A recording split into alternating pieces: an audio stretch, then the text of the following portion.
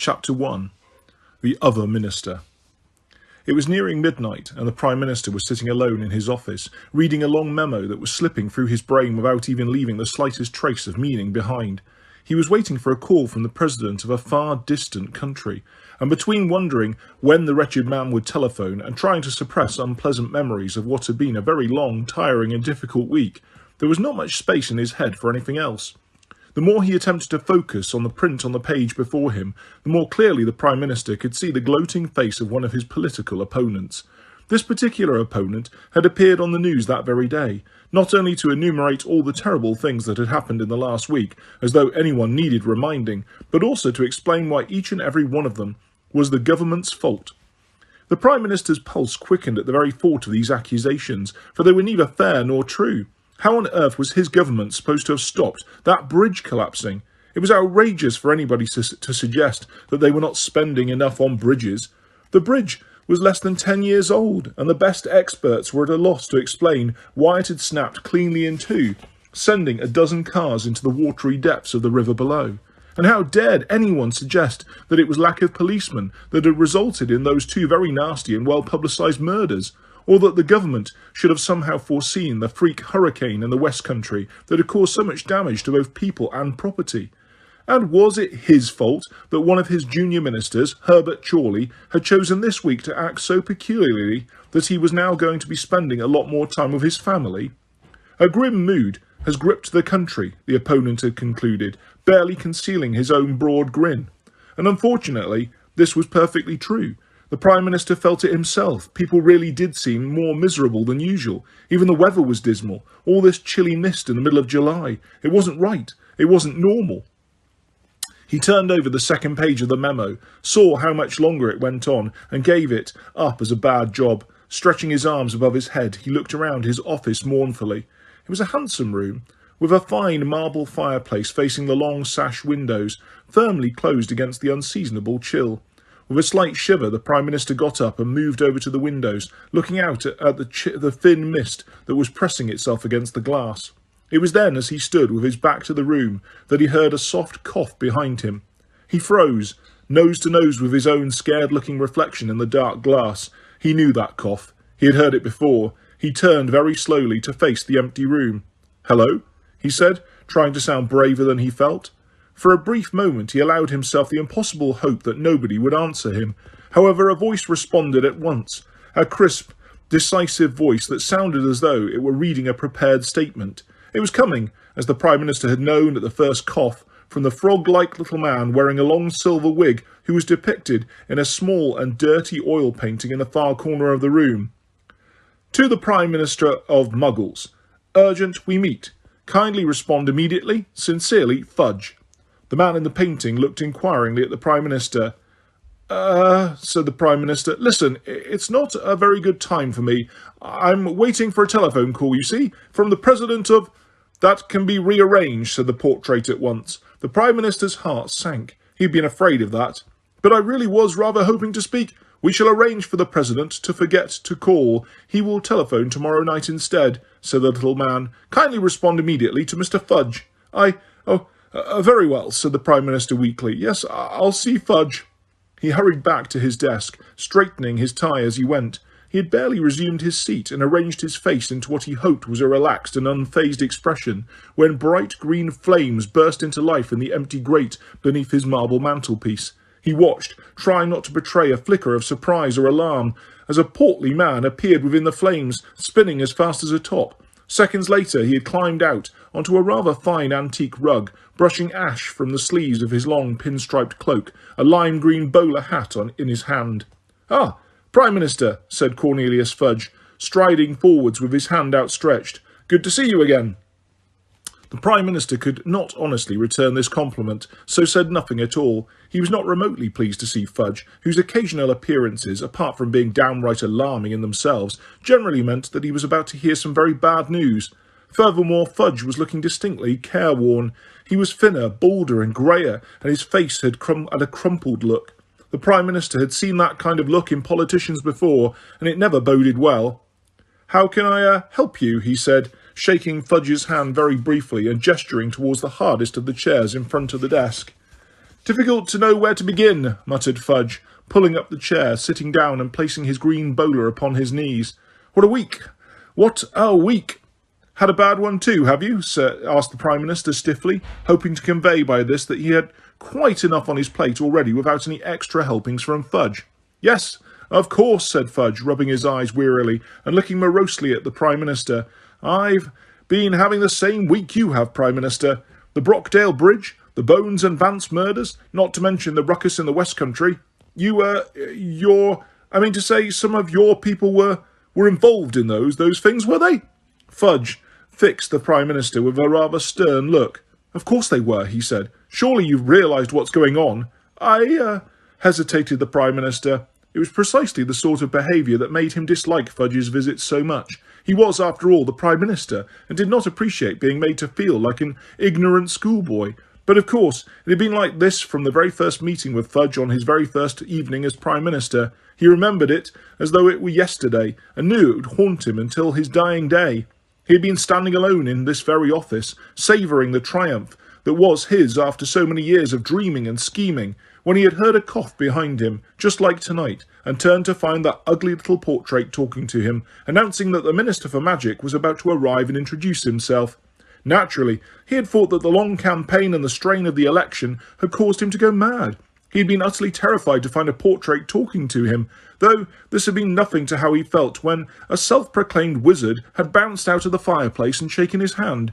He had remained speechless throughout Fudge's kindly explanation that there were witches and wizards still living in secret all over the world, and his reassurances that he was not to bother his head about them in the Ministry of Magic, as the Ministry of Magic took responsibility for the whole wizarding community and prevented the non-magical population from getting wind of them. It was, said Fudge, a difficult job that encompassed everything from regulations on responsible use of broomsticks to keeping the dragon population under control. The Prime Minister remembered clutching the desk for support at this point. Fudge had then patted the shoulder of the still dumbstruck Prime Minister in a fatherly sort of way. Not to worry, he had said. It's odds on you'll never see me again. I'll only bother you if there's something really serious going on our end. Something that's likely to affect the Muggles, the non-magical population, I should say. Otherwise, it's live and let live. And I must say, you're taking it a lot better than your predecessor. He tried to throw me out of the window, thought I was a hoax planned by the opposition. At this, the Prime Minister had found his voice at last. You're not a hoax, then? It had been his last desperate hope. No, said Fudge gently. No, I'm afraid I'm not. Look. And he had turned the Prime Minister's teacup into a gerbil. But, said the Prime Minister breathlessly, watching his teacup chewing on the corner of his next speech. But why has nobody told me? The Minister for Magic only reveals him or herself to the Muggle Prime Minister of the day, said Fudge, poking his wand back inside his jacket. We find it the best way to maintain secrecy. But then, bleated the Prime Minister, why hasn't a former Prime Minister warned me? At this, Fudge had actually laughed. My dear Prime Minister, are you ever going to tell anybody? Still chortling, Fudge had thrown some powder onto the fireplace, stepped into the emerald flames and vanished, and a whooshing sound. The Prime Minister had stood there quite motionless and realised that he would never, as long as he lived, dare mention the encounter to a living soul, for who in the world, the wide world, would believe him? The shock had taken a little while to wear off. For a time he had tried to convince himself that Fudge had indeed been a hallucination brought on by lack of sleep during his gruelling election campaign. In a vain attempt to rid himself of all reminders of this uncomfortable encounter, he had given the gerbil to his delighted niece and instructed his private secretary to take down the portrait of the ugly little man who had announced Fudge's arrival. To the Prime Minister's dismay, however, the portrait had proved impossible to remove. When several carpenters, a builder or two, an art historian and the Chancellor of the Exchequer had all tried unsuccessfully to prise it from the wall, the Prime Minister had abandoned the attempt and simply resolved to hope that the thing remained motionless and silent for the rest of his term in office. Occasionally, he could have sworn he saw out of the corner of his eye the occupant of the painting yawning or else scratching his nose, even once or twice simply walking out of his frame and leaving nothing but a stretch of muddy brown canvas behind. However, he had trained himself not to look at the picture very much, and always to tell himself firmly that his eyes were playing tricks on him when anything like this happened. Then, 3 years ago, On a night very like tonight, the Prime Minister had been alone in his office when the portrait had once again announced the imminent arrival of Fudge, who had burst out of the fireplace, sopping wet and in a state of considerable panic. Before the Prime Minister could ask why he was dripping all over the Axminster, Fudge had started ranting about a prison the Prime Minister had never heard of, a name, a man named Sirius Black, something that sounded like Hogwarts, and a boy called Harry Potter, none of which made the remotest sense to the Prime Minister. "I've just come from Azkaban," Fudge had panted, tipping a large amount of water out of the rim of his bowler hat into his pocket. "Middle of the North Sea, you know, nasty flight. The Dementors are in uproar," he shuddered. "They've never had a breakout before. Anyway, I had to come to you, Prime Minister. Black's a known Muggle killer and may be planning to rejoin you-know-who, but of course, you don't even know who you-know-who is." He had gazed hopelessly at the Prime Minister for a moment and then said, "Well, sit down, sit down. I'd better fill you in. Have a whisky." The Prime Minister had rather resented being told to sit down in his own office, let alone offered his own whisky, but he sat nevertheless. Fudge had pulled out his wand, conjured 2 large glasses full of amber liquid out of thin air, pushed one of them into the Prime Minister's hand, and drawn up a chair. Fudge had talked for over an hour. At one point he had refused to say a certain name aloud, and wrote it instead on a piece of parchment, which he had thrust into the Prime Minister's whisky-free hand. When at last Fudge had stood up to leave, the Prime Minister had stood up too. "So, you think that—" He had squinted down at the name on his left hand. "Lord he who must not be named," snarled Fudge. "I'm sorry, you think that he who must not be named is still alive, then?" "Well, Dumbledore says he is," said Fudge, as he had fastened his pin-striped cloak under his chin. "But we've never found him. If you ask me, he's not dangerous unless he's got support, so it's Black we ought to be worrying about." "You'll put out that warning, then? Excellent. Well, I hope we don't see each other again, Prime Minister. Good night." But they had seen each other again.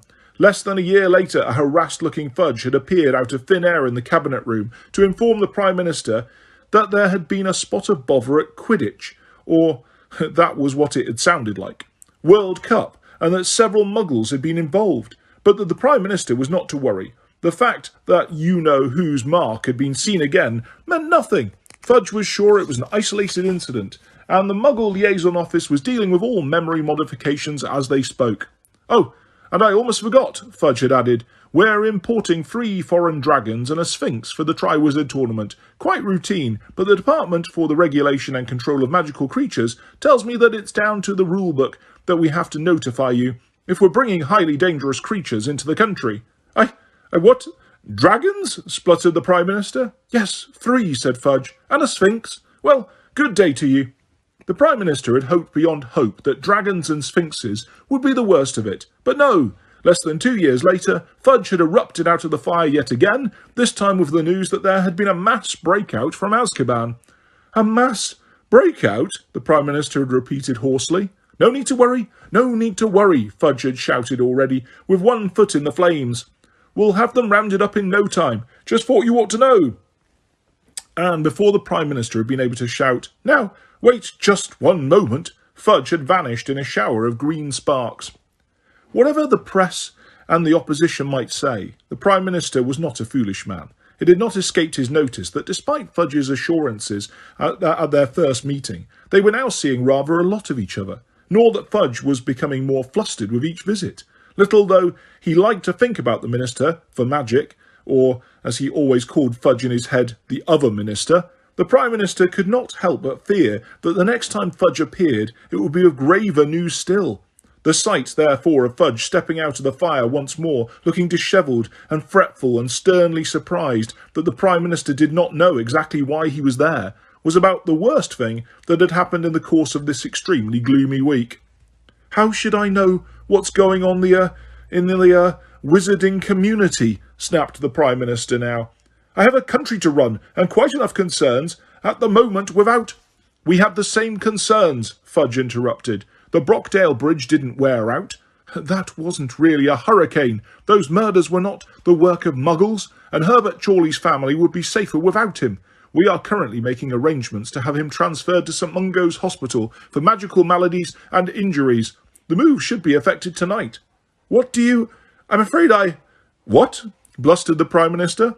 Fudge took a great deep breath and said, Prime Minister, I am very sorry to have to tell you that he's back. He who must not be named is back. Back? When you say back, he's alive. I mean... The Prime Minister groped in his memory for the details of that horrible conversation of 3 years previously, when Fudge had told him about the wizard who was feared above all others, the wizard who had committed 1,000 terrible crimes before his mysterious disappearance 15 years earlier. Yes, alive, said Fudge. That is, I don't know. Is a man alive if he can't be killed? I don't really understand it. And Dumbledore won't explain properly. But anyway, he's certainly got a body and is walking and talking and killing. So I suppose, for the purposes of our discussion, yes, he's alive.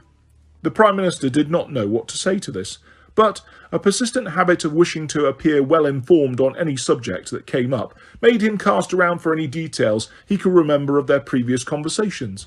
Is Sirius Black with a he who must not be named? Black. Black, said Fudge distractedly, turning his bowler rapidly in his fingers. Sirius Black, you mean? Merlin's beard, no. Black's dead. Turns out we were, mistaken about Black. He was innocent after all, and he wasn't in league with he who must not be named either. I mean, he added defensively, spinning the bowler hat still faster. All the evidence pointed. We had more than 50 eyewitnesses, but anyway, as I say, he's dead. Murdered, as a matter of fact, on Ministry of Magic premises. There's going to be an inquiry, actually. To his great surprise, the Prime Minister felt a fleeting stab of pity for Fudge at this point. It was, however, eclipsed almost immediately by a glow of smugness at the thought that, deficient though he himself might be in the area of materialising out of fireplaces, there had never been a murder in any of the government departments under his charge. Not yet, anyway. While the Prime Minister surreptitiously touched the wood of his desk, Fudge continued, But Black's by the by now. The point is, we're at war, Prime Minister, and steps must be taken. At war, repeated the Prime Minister nervously. Surely that's a little bit of an overstatement. He who must not be named has now been joined by those of his followers who broke out of Azkaban in January, said Fudge, speaking more and more rapidly, and twirling his bowler so fast that it was a lime-green blur. Since they have moved into the open, they have been wreaking havoc. The Brockdale Bridge, he did it, Prime Minister. He threatened a mass muggle killing unless I stood aside for him and... Good grief. So it's your fault those people were killed, and I'm having to answer questions about rusted rigging and corroded expansion joints, and I don't know what else, said the Prime Minister furiously. My fault, said Fudge, colouring up. Are you saying you would have caved in to blackmail like that? Maybe not, said the Prime Minister, standing up and striding about the room, but I would have put all my efforts into catching the blackmailer before he committed any such atrocity. Do you really think I wasn't already making every effort? Demanded Fudge heartedly. Every aura in the ministry was and is trying to find him and round up his followers. But we happen to be talking about one of the most powerful wizards of all time, a wizard who has eluded capture for almost 3 decades.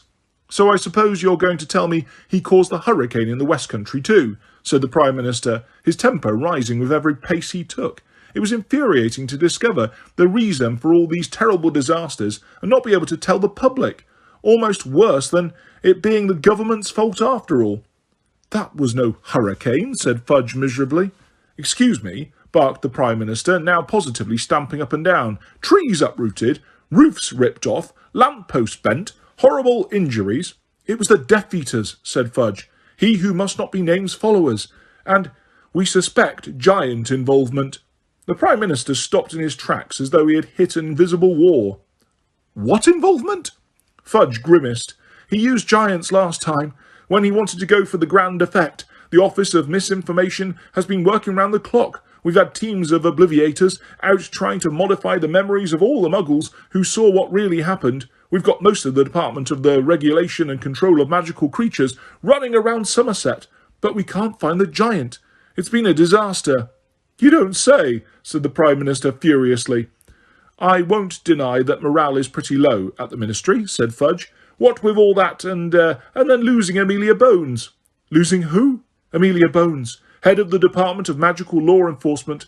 We think he who should not be named may have murdered her in person because she was a very gifted witch and all the evidence was that she put up a real fight.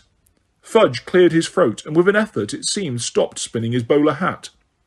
"But that murder was in the newspapers," said the Prime Minister, momentarily diverted from his anger. "Our newspapers. Amelia Bones. It just said she was a middle-aged woman who lived alone. It was a nasty killing, wasn't it? It had rather a lot of publicity. The police are baffled, you see." Fudge sighed. "Well, of course they are. Killed in a room that was locked from the inside, wasn't she? We, on the other hand, know exactly who did it. Not that that gets any further towards catching him. And then there was Emmeline Vance. Maybe you didn't hear about that one." Oh, yes, I did," said the Prime Minister. "It happened just around the corner from here, as a matter of fact. The papers had a field day with it. Breakdown of law and order in the Prime Minister's backyard." "And as if all that wasn't enough," said Fudge, barely listening to the Prime Minister, "we've got Dementors swarming all over the place, attacking people left, right and centre." Once upon a happier time, this sentence would have been unintelligible to the Prime Minister, but he was wiser now. "I thought Dementors guard the prisoners in Azkaban," he said cautiously. "They did," said Fudge wearily, "but not any more. They've deserted the prison and joined he who must not be named. I won't pretend that wasn't a blow." "But," said the Prime Minister, with a sense of dawning horror, "didn't you tell me they're the creatures that drain hope and happiness out of people?" "That's right, and they're breeding. That's what's causing all this mist." The Prime Minister sank, weak-kneed, into the nearest chair. The idea of invisible creatures swooping through the towns and countryside, spreading despair and hopelessness in his voters, made him feel quite faint. "Now see here, Fudge, you've got to do something. It's your responsibility as Minister for Magic." "My dear Prime Minister, you can't honestly think I'm still Minister for Magic after all this. I was sacked 3 days ago. The whole wizarding community has been screaming for my resignation for a fortnight. I've never known them so united in my whole term of office," said Fudge, with a brave attempt at a smile. The Prime Minister was momentarily lost for words. Despite his indignation at the position into which he had been placed, he still rather felt for the shrunken-looking man sitting opposite him. I'm very sorry," he said finally. If there's anything I can do." "It's very kind of you, Prime Minister, but there is nothing. I was sent here tonight to bring you up to date on recent events and to introduce you to my successor. I rather thought he'd be here by now, but of course he's very busy at the moment, with so much going on." Fudge looked around at the portrait of the ugly little man wearing the long curly silver wig, who was digging in his ear with the point of a quill. Catching Fudge's eye, the portrait said, "He'll be here in a moment. He's just finishing a letter to Dumbledore." "I wish him luck," said Fudge, sounding bitter for the first time. "I've been writing to Dumbledore twice a day for the past fortnight, but he won't budge. If he'd just been prepared to persuade the boy, I might still be... Well, maybe Scrimger will have more success." Fudge subsided into what was clearly an aggrieved silence, but it was broken almost immediately by the portrait, which suddenly spoke in its crisp official voice. "To the Prime Minister of Muggles, requesting a meeting, urgent, kindly respond immediately, Rufus Scrimger, Minister for Magic." Yes, fine," said the Prime Minister distractedly, and he barely flinched as the flames in the grate turned emerald green again, rose up and revealed a second spinning wizard in their heart, disgorging him moments later on the antique rug. Fudge got to his feet, and after a moment's hesitation the Prime Minister did the same, watching the new arrival straighten up, dust down his long black robes and look around. The Prime Minister's first foolish thought was that Rufus Scrimger looked rather like an old lion. There were streaks of grey in his mane of tawny hair and his bushy eyebrows. He had keen yellowish eyes behind a pair of wire-rimmed spectacles and a certain rangy, loping grace, even though he walked with a slight limp. There was an immediate impression of shrewdness and toughness. The Prime Minister thought he understood why the wizarding community preferred Scrimger to Fudge as a leader in these dangerous times.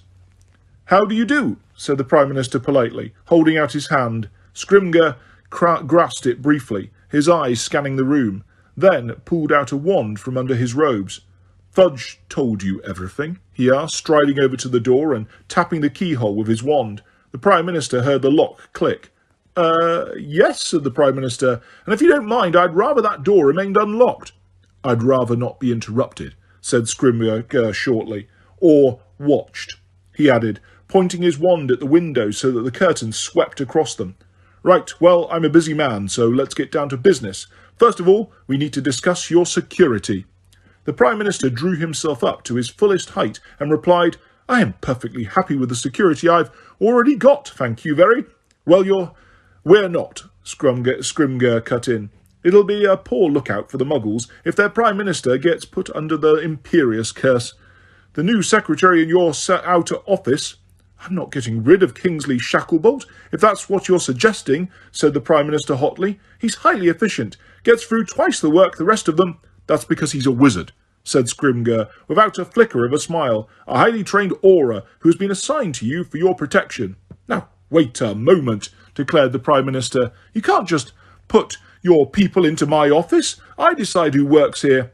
I thought you were happy with Shacklebolt, said Scrimger coldly. I am, that's to say I was... Then there's no problem, is there? Said Scrimger. Well, as long as Shacklebolt's work continues to be, excellent, said the Prime Minister lamely, but Scrimger barely seemed to hear him. Now, about Herbert Chorley, your junior minister, he continued, the one who has been entertaining the public by impersonating a duck. What about him? Asked the Prime Minister. He has clearly reacted to a poorly performed imperious curse, said Scrimger. It's addled his brains. But he could still be dangerous. He's only quacking, said the Prime Minister weakly. Surely a bit of a rest. Maybe go easy on the drink. A team of healers from St Mungo's Hospital for Magical Maladies and Injuries is examining him as we speak. So far he has attempted to strangle 3 of them, said Scrimger. I think it must... well, it's best that we remove him from Muggle society for a while. Well, he'll be all right, won't he? Said the Prime Minister anxiously. Scrimger merely shrugged, already moving back towards the fireplace. Well, that's really all I had to say. I will keep you posted of developments, Prime Minister, or at least I shall probably be too busy to come personally, in which case I shall send Fudge here. He has consented to stay on in an advisory capacity. Fudge attempted to smile, but was unsuccessful. He merely looked as though he had a toothache. Scrimger was already rummaging in his pocket for the mysterious powder that turned the fire green. The Prime Minister gazed hopelessly at the pair of them for a moment. Then the words he had fought to suppress all evening burst from him at last. But for heaven's sake, you're wizards. You can do magic. Surely you can sort out, well, anything. Scrimger turned slowly on the spot and exchanged an incredulous look with Fudge, who really did manage a smile this time, as he said kindly, The trouble is, the other side can do magic too, Prime Minister. And with that, the 2 wizards stepped one after the other into the bright green fire and vanished. Chapter 2. Spinner's End. Many miles away, the chilly mist that had pressed against the Prime Minister's windows drifted over a dirty river that wound between overgrown, rubbish-strewn banks. An immense chimney, relic of a disused mill, reared up, shadowy and ominous. There was no sound apart from the whisper of the black water, and no sign of life apart from a scrawny fox that had slunk down the bank to nose hopefully at some old fish and chip wrappings in the tall grass. But then, with a very faint pop, a slim hooded figure appeared out of the thin air on the edge of the river. The fox froze, wary eyes fixed upon this strange new phenomenon. The figure seemed to take its bearings for a few moments, then set off with light, quick strides, its long cloak rustling over the grass. With a second and louder pop, another hooded figure materialised. Wait! The harsh cry startled the fox, now crouching almost flat in the undergrowth. It leapt from its hiding place and up the bank. There was a flash of green light, a yelp, and the fox fell back to the ground, dead. The second figure turned over the animal with its toe. Just a fox, said a woman's voice dismissively from under the hood. I thought perhaps an aura. Sissy, wait! But her quarry, who had paused and looked back at the flash of light, was already scrambling up the bank. The fox had just fallen down. Sissy! Narcissa! Listen to me! The second woman caught the first and seized her arm, but the other wrenched it away. Go back, Bella! You must listen to me! I've listened already. I've made my decision. Leave me alone! The woman called Narcissa gained the top of the bank, where a line of old railings separated the river from a narrow cobbled street.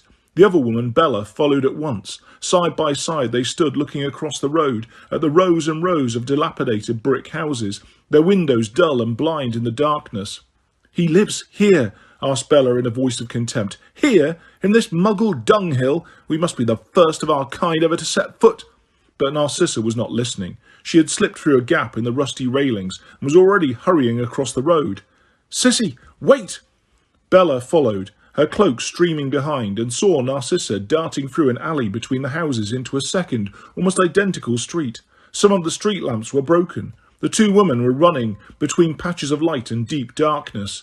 The pursuer caught up with her prey just as she turned another corner, this time succeeding in catching hold of her arm and swinging her round so that they faced each other. "Sissy, you must not do this. You can't trust him." "The Dark Lord trusts him, doesn't he?"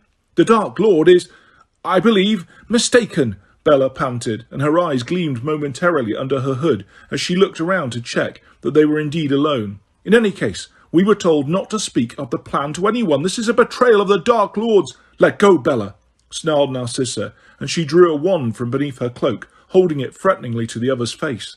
Bella merely laughed. "Sissy, your own sister? You wouldn't." "There is nothing I wouldn't do any more," Narcissa breathed, a note of hysteria in her voice, as she brought down the wand like a knife. There was another flash of light. Bella let go of her sister's arm, as though burned. "Narcissa!" But Narcissa had rushed ahead.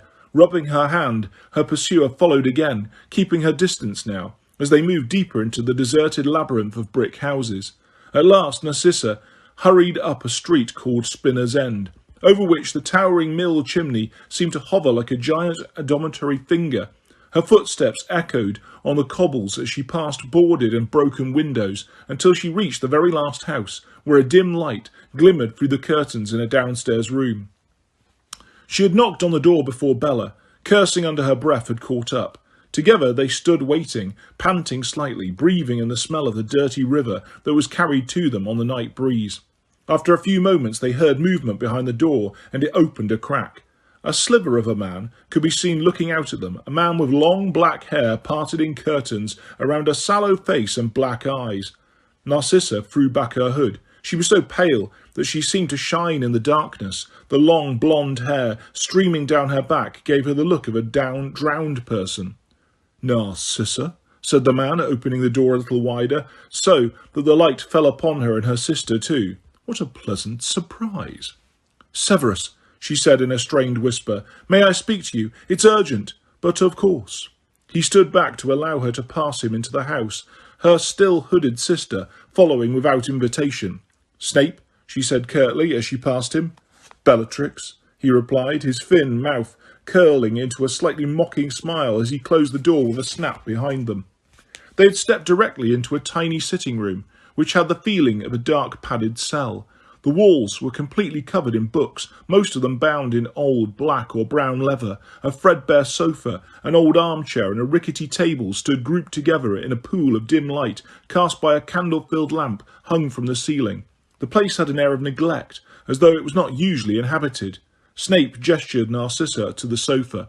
She threw off her cloak, cast it aside and sat down, staring at her white and trembling hands clasped in her lap. Bellatrix lowered her hood more slowly. Dark as her sister was fair, with heavily lidded eyes and a strong jaw. She did not take her gaze from Snape as she moved to stand behind Narcissa. "So, what can I do for you?" Snape asked, settling himself in the armchair opposite the two sisters. We are alone, aren't we?" Narcissa asked quietly. "Yes, of course. Well, Wormtail's here, but we're not counting vermin, are we?" He pointed his wand at the wall of books behind him, and with a bang a hidden door flew open, revealing a narrow staircase upon which a small man stood frozen. "As you have already realised, Wormtail, we have guests," said Snape lazily. The man crept hunch-backed down the last few steps and moved into the room. He had small watery eyes, a pointed nose, and wore an unpleasant simper. His left hand was caressing his right, which looked as though it were encased in a bright silver glove. "Narcissa," he said, in a squeaky voice, "and Bellatrix, how charming!"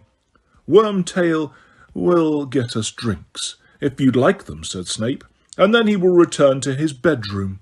Wormtail winced as though Snape had thrown something at him. "I am not your servant," he squeaked, avoiding Snape's eye. "Really? I was under the impression that the Dark Lord placed you here to assist me." To assist, yes, but not to make drinks and clean your house.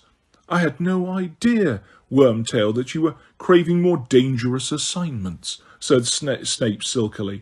This can be easily arranged. I shall speak to the Dark Lord. I can speak to him myself if I want to. Of course you can, said Snape, sneering. But in the meantime, bring us drinks. Some of the elf-made wine will do.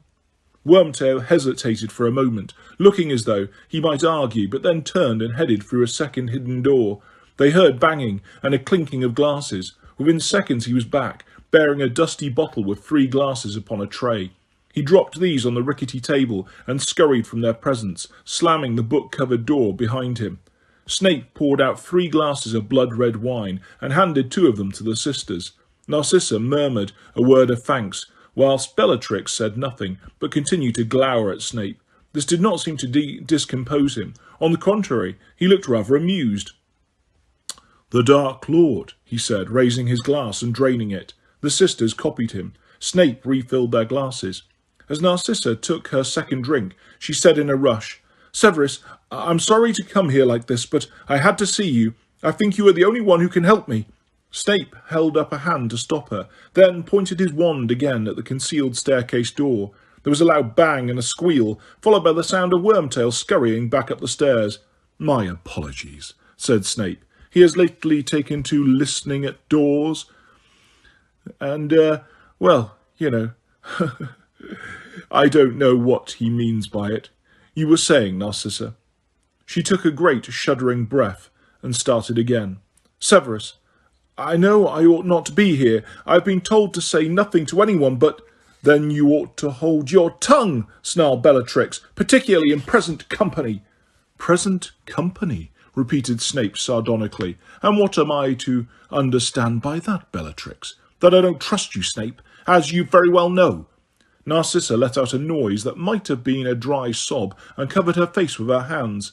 Snape set his glass down upon the table and sat back again, his hands upon the arms of his chair, smiling into Bellatrix's glowering face.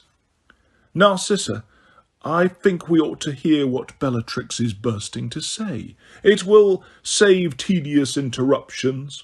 "Well, continue, Bellatrix," said Snape. "Why is it that you do not trust me?" "100 reasons," she said loudly, striding out from behind the sofa to slam her glass upon the table. "Where to start? Where were you when the Dark Lord fell? Why did you never take any attempt to find him when he vanished? What have you been doing all these years that you've lived in Dumbledore's pocket? Why did you stop the Dark Lord procuring the Philosopher's Stone? Why did you not return at once when the Dark Lord was reborn?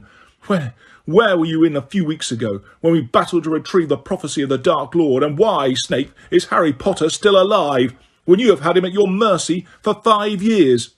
She paused, her chest rising and falling rapidly, the colour high in her cheeks. Behind her, Narcissa sat motionless, her face still hidden in her hands. Snape smiled. "Before I answer you—" "Oh yes, Bellatrix, I am going to answer. You can carry my words back to the others who whisper behind my back and carry false tales of my treachery to the Dark Lord. Before I answer you, I say, let me ask a question in turn. Do you really think that the Dark Lord has not asked me each and every one of those questions? And do you really think that, had I not been able to give satisfactory answers, I would be sitting here talking to you?" She hesitated. "I know he believes you, but—" "You think he is mistaken, or that I have somehow hoodwinked him, fooled the Dark Lord, the greatest wizard, the most accomplished legerdemain the world has ever seen?" Bellatrix said nothing, but looked for the first time a little discomfited. Snape did not press the point. He picked up his drink again, sipped it, and continued. "You ask where I was when the Dark Lord fell. I was where he had ordered me to be, at Hogwarts School of Witchcraft and Wizardry, because he wished me to spy upon Albus Dumbledore. You know, I presume, that it was the Dark Lord's orders that I took up the post." She nodded almost imperceptibly and then opened her mouth, but Snape forestalled her.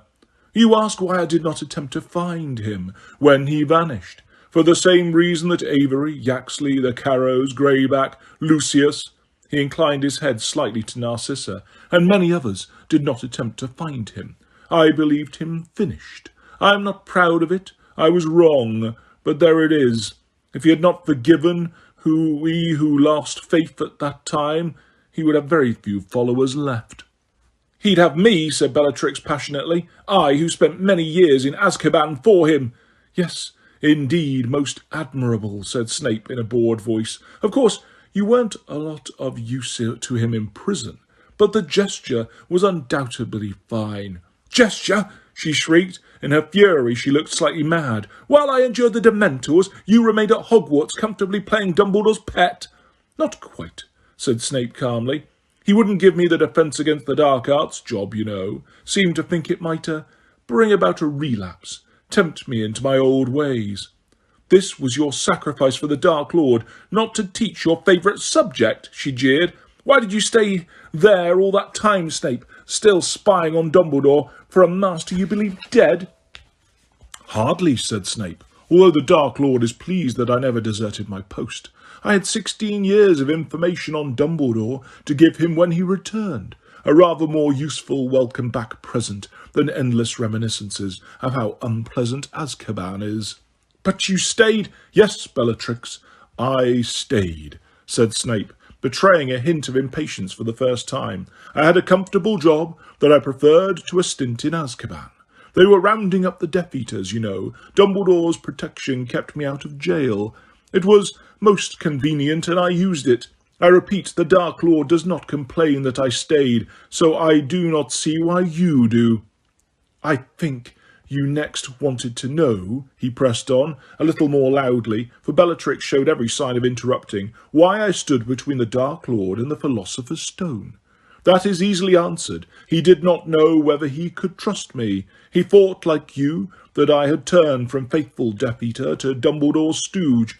He was in a pitiable condition, very weak, sharing the body of a mediocre wizard. He did not dare reveal himself to a former ally, if that ally might turn him over to Dumbledore or the Ministry. I deeply regret that he did not trust me. He would have returned to power 3 years sooner. As it was, I saw only greedy and unworthy Quirrell attempting to steal the stone, and I admit I did all I could to thwart him." Bellatrix's mouth twisted as though she had taken an unpleasant dose of medicine. "But you didn't return when he came back. You didn't fly back to him at once when you felt the dark mark burn." "Correct. I returned 2 hours later. I returned on Dumbledore's orders." "On Dumbledore's?" she began in tones of outrage. "Think," said Snape, impatient again. "Think. By waiting 2 hours, just 2 hours, I ensured that I could remain at Hogwarts as a spy. By allowing Dumbledore to think that I was only returning to the Dark Lord's side because I was ordered to, I've been able to pass information on Dumbledore and the Order of the Phoenix ever since. Consider, Bellatrix, the dark mark had been growing stronger for months. I knew he must be about to return. All the Death Eaters knew. I had plenty of time to think about what I wanted to do, to plan my next move, to escape like Karkaroff, didn't I? The Dark Lord's initial displeasure at my lateness vanished entirely, I assure you, when I explained that I remained faithful, although Dumbledore thought I was his man. Yes, the Dark Lord thought that I had left him forever, but he was wrong." "But what use have you been?" sneered Bellatrix. "What useful information have we had from you?" "My information has been conveyed directly to the Dark Lord," said Snape, "if he chooses not to share it with you." "He shares everything with me," said Bellatrix, firing up at once. "He calls me his most loyal, his most faithful." "Does he?" said Snape, his voice delicately inflected to suggest his disbelief. "Does he still, after the fiasco at the Ministry?" "That was not my fault," said Bellatrix, flushing. "The Dark Lord has, in the past, entrusted me with his most precious. If Lucius hadn't—" Don't you dare blame my husband," said Narcissa in a low and deadly voice, looking up at her sister. "There is no point appointing blame," said Snape smoothly. "What is done is done." "But not by you," said Bellatrix furiously. "No, you were once again absent while the rest of us ran dangers. Were you not, Snape?" "My orders were to remain behind," said Snape. "Perhaps you disagree with the Dark Lord. Perhaps you think that Dumbledore would not have noticed if I had joined forces with the Death Eaters to fight the Order of the Phoenix. And forgive me, you speak of dangers. You were facing 6 teenagers, were you not?" They were joined, as you very well know, by half of the Order before long, snarled Bellatrix. And while we are on the subject of the Order, you still claim you cannot reveal the whereabouts of their headquarters, don't you? I am not the secret keeper. I cannot speak the name of the place. You understand how the enchantment works, I think. The Dark Lord is satisfied with the information I have passed him on the Order. It led, as perhaps you have guessed, to the recent capture and murder of Emmeline Vance, and it certainly helped dispose of Sirius Black, though I give you full credit for finishing him off. He inclined his head and toasted her. Her expression did not soften. You are avoiding my question, Snape. Harry Potter, you could have killed him. At any point in the last 5 years, you have not done it. Why? Have you discussed this matter with the Dark Lord? Asked Snape. Lately, I am asking you, Snape. If I had murdered Harry Potter, the Dark Lord could not have used his blood to regenerate, making him invincible. You claim you foresaw the use of the boy, she jeered. I do not claim it. I had no idea of his plans. I have already confessed that I thought the Dark Lord dead. I am merely trying to explain why the Dark Lord is not sorry that Potter survived, at least until a year ago. But why did you keep him alive? Have you not understood me? It was only Dumbledore's protection that was keeping me out of Azkaban. Do you disagree that murdering his favourite student might have turned him against me? But there was more to it than that. I should remind you that when Potter first arrived at Hogwarts, there were still many stories circulating about him, rumours that he himself was a great dark wizard, which was how he had survived the Dark Lord's attack. Indeed, many of the Dark Lord's old followers thought Potter might be a standard around which we could all rally once more. I was curious, I admit it, and not at all inclined to murder him the moment he set foot in the castle. Of course, it became apparent to me very quickly that he had no extraordinary talent at all. He has fought his way out of a number of tight corners by a simple combination of sheer luck and more talented friends.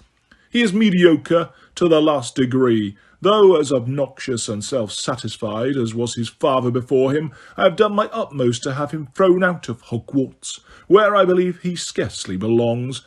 But kill him, or allow him to be killed in front of me? I would have been a fool to risk it, with Dumbledore close at hand. And through all this, we're supposed to believe Dumbledore has never suspected you? Asked Bellatrix. He has no idea of your true allegiance. He trusts you implicitly still. I have played my part well, said Snape, and you overlook Dumbledore's greatest weakness. He has to believe the best of people. I spun him a tale of deepest remorse when I joined his staff, fresh from my Death-Eater days, and he embraced me with open arms, though, as I say, never allowing me nearer the dark arts than he could help. Dumbledore has been a great wizard. Oh, yes, he has. For Bellatrix had made a scathing noise. The Dark Lord acknowledges it. I am pleased to say, however, that Dumbledore is growing old. The duel with the Dark Lord last month shook him. He has since sustained a serious injury because his reactions are slower than they once were. But through all these years, he has never stopped trusting Severus Snape, and therein lies my great value to the Dark Lord.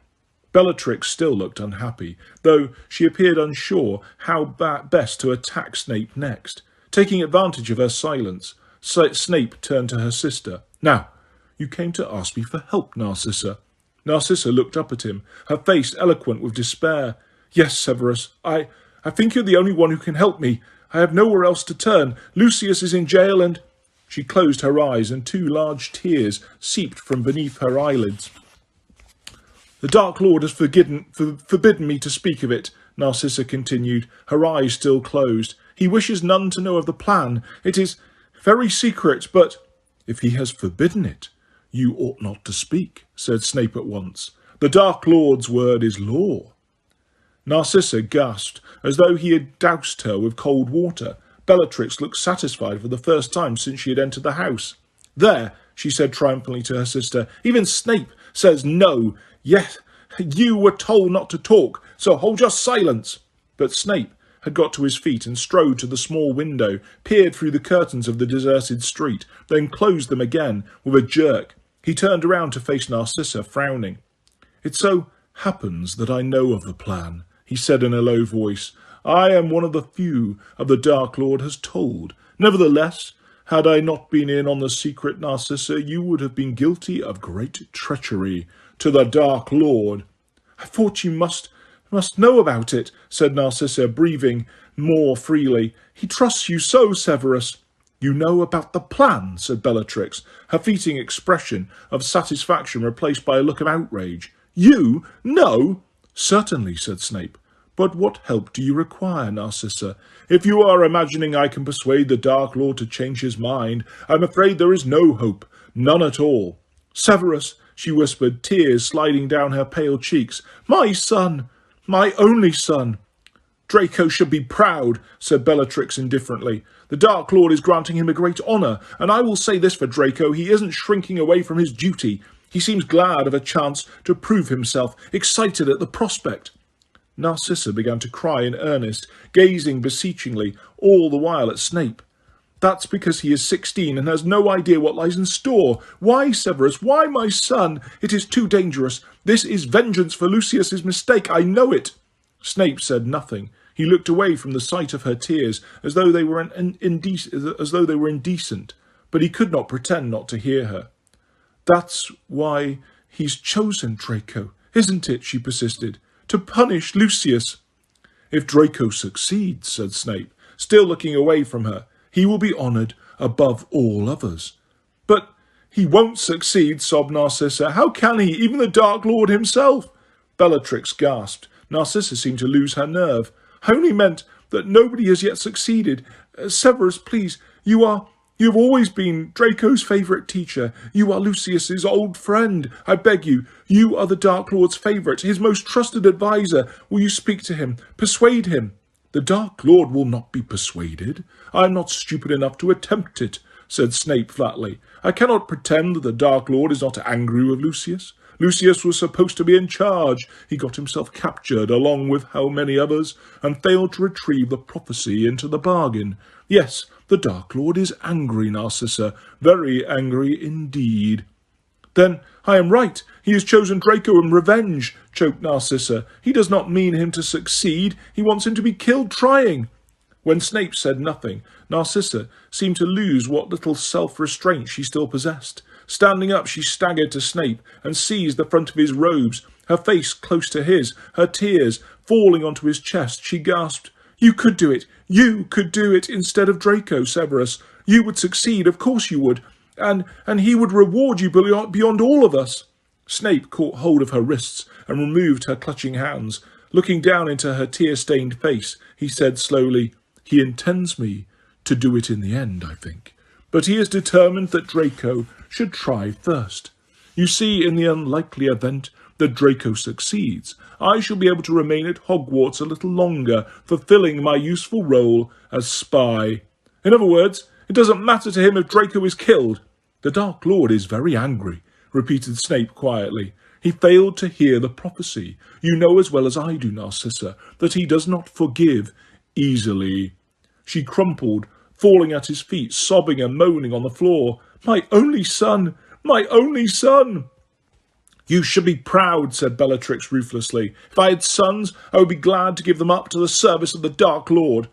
Narcissa gave a little scream of despair and clutched at her long blonde hair. Snape stooped, seized her by the arms, lifted her up and steered her back onto the sofa. He then poured her more wine and forced the glass into her hand.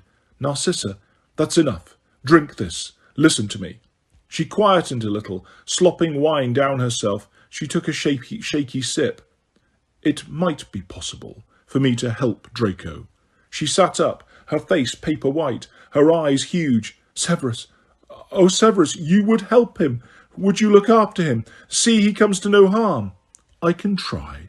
She flung away her glass. It skidded across the table as she slid off the sofa into a kneeling position at Snape's feet, seized his hand in both of hers and pressed her lips to it.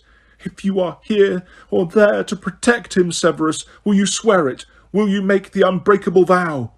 The unbreakable vow? Snape's expression was blank, unreadable. Bellatrix, however, let out a cackle of triumphant laughter. Aren't you listening, Narcissa? Oh, he'll try, I'm sure. The usual empty words, the usual slivering out of action. Oh, on the Dark Lord's orders, of course.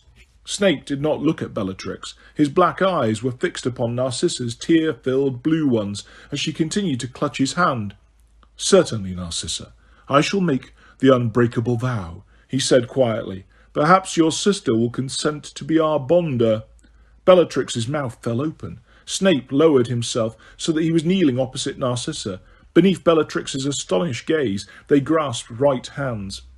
"You will need your wand, Bellatrix," said Snape coldly. She drew it, still looking astonished. "And you will need to move a little closer," he said.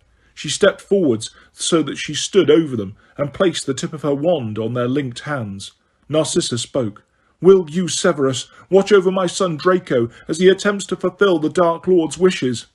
"I will," said Snape.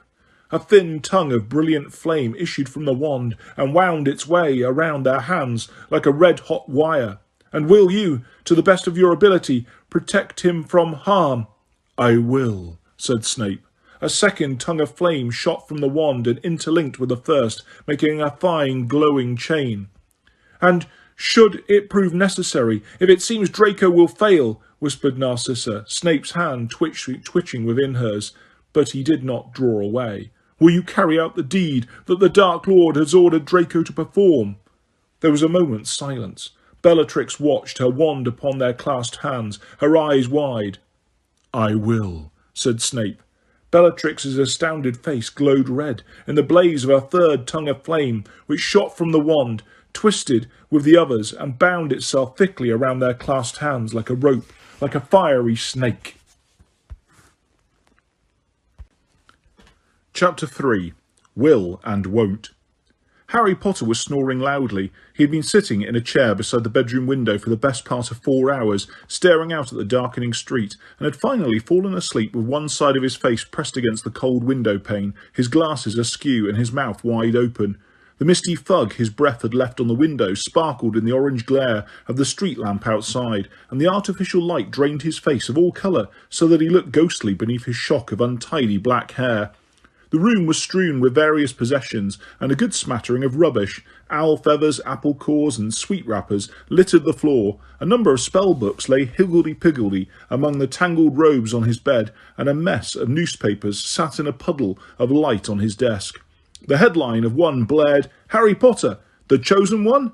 Rumours continue to fly about the mysterious recent disturbance at the Ministry of Magic, during which he who must not be named was sighted once more. "We're not allowed to talk about it, don't ask me anything," said one agitated obliviator who refused to give his name as he left the ministry last night. Nevertheless, highly placed sources within the ministry have confirmed that the disturbance centred on the fabled Hall of Prophecy, though ministry spoke-wizards have hitherto refused even to confirm the existence of such a place. A growing number of the wizarding community believe that the Death Eaters, now serving sentences in Azkaban for trespass and attempted theft, were attempting to steal a prophecy. The nature of that prophecy is unknown, although speculation is rife that it concerns Harry Potter, the only person ever known to have survived the killing curse, and who is also known to have been at the ministry on the night in question. Some are going so far as to call Potter the Chosen One, believing that the prophecy names him as the only one who will be able to rid us of he who must not be named. The current whereabouts of the prophecy, if it exists, are unknown, although... Continue, page 2, column 5. A second newspaper lay beside the first. This one bore the headline, "Scrimgeour Succeeds Fudge." Most of the front page was taken up with a large black and white picture of the man with a lion-like mane of thick hair and a rather ravaged face. The picture was moving. The man was waving at the ceiling. Rufus Scrimgeour, previously head of the Aura Office in the Department of Magical Law Enforcement, has succeeded Cornelius Fudge as Minister for Magic. The appointment has largely been greeted with enthusiasm by the wizarding community, though rumours of a rift between the new minister and Albus Dumbledore, newly reinstated Chief Warlock of the Wizengamot, surfaced within hours of Scrimgeour taking office.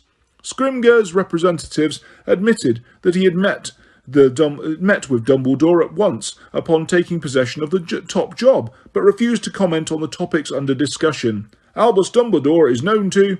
Continued, page 3, column 2.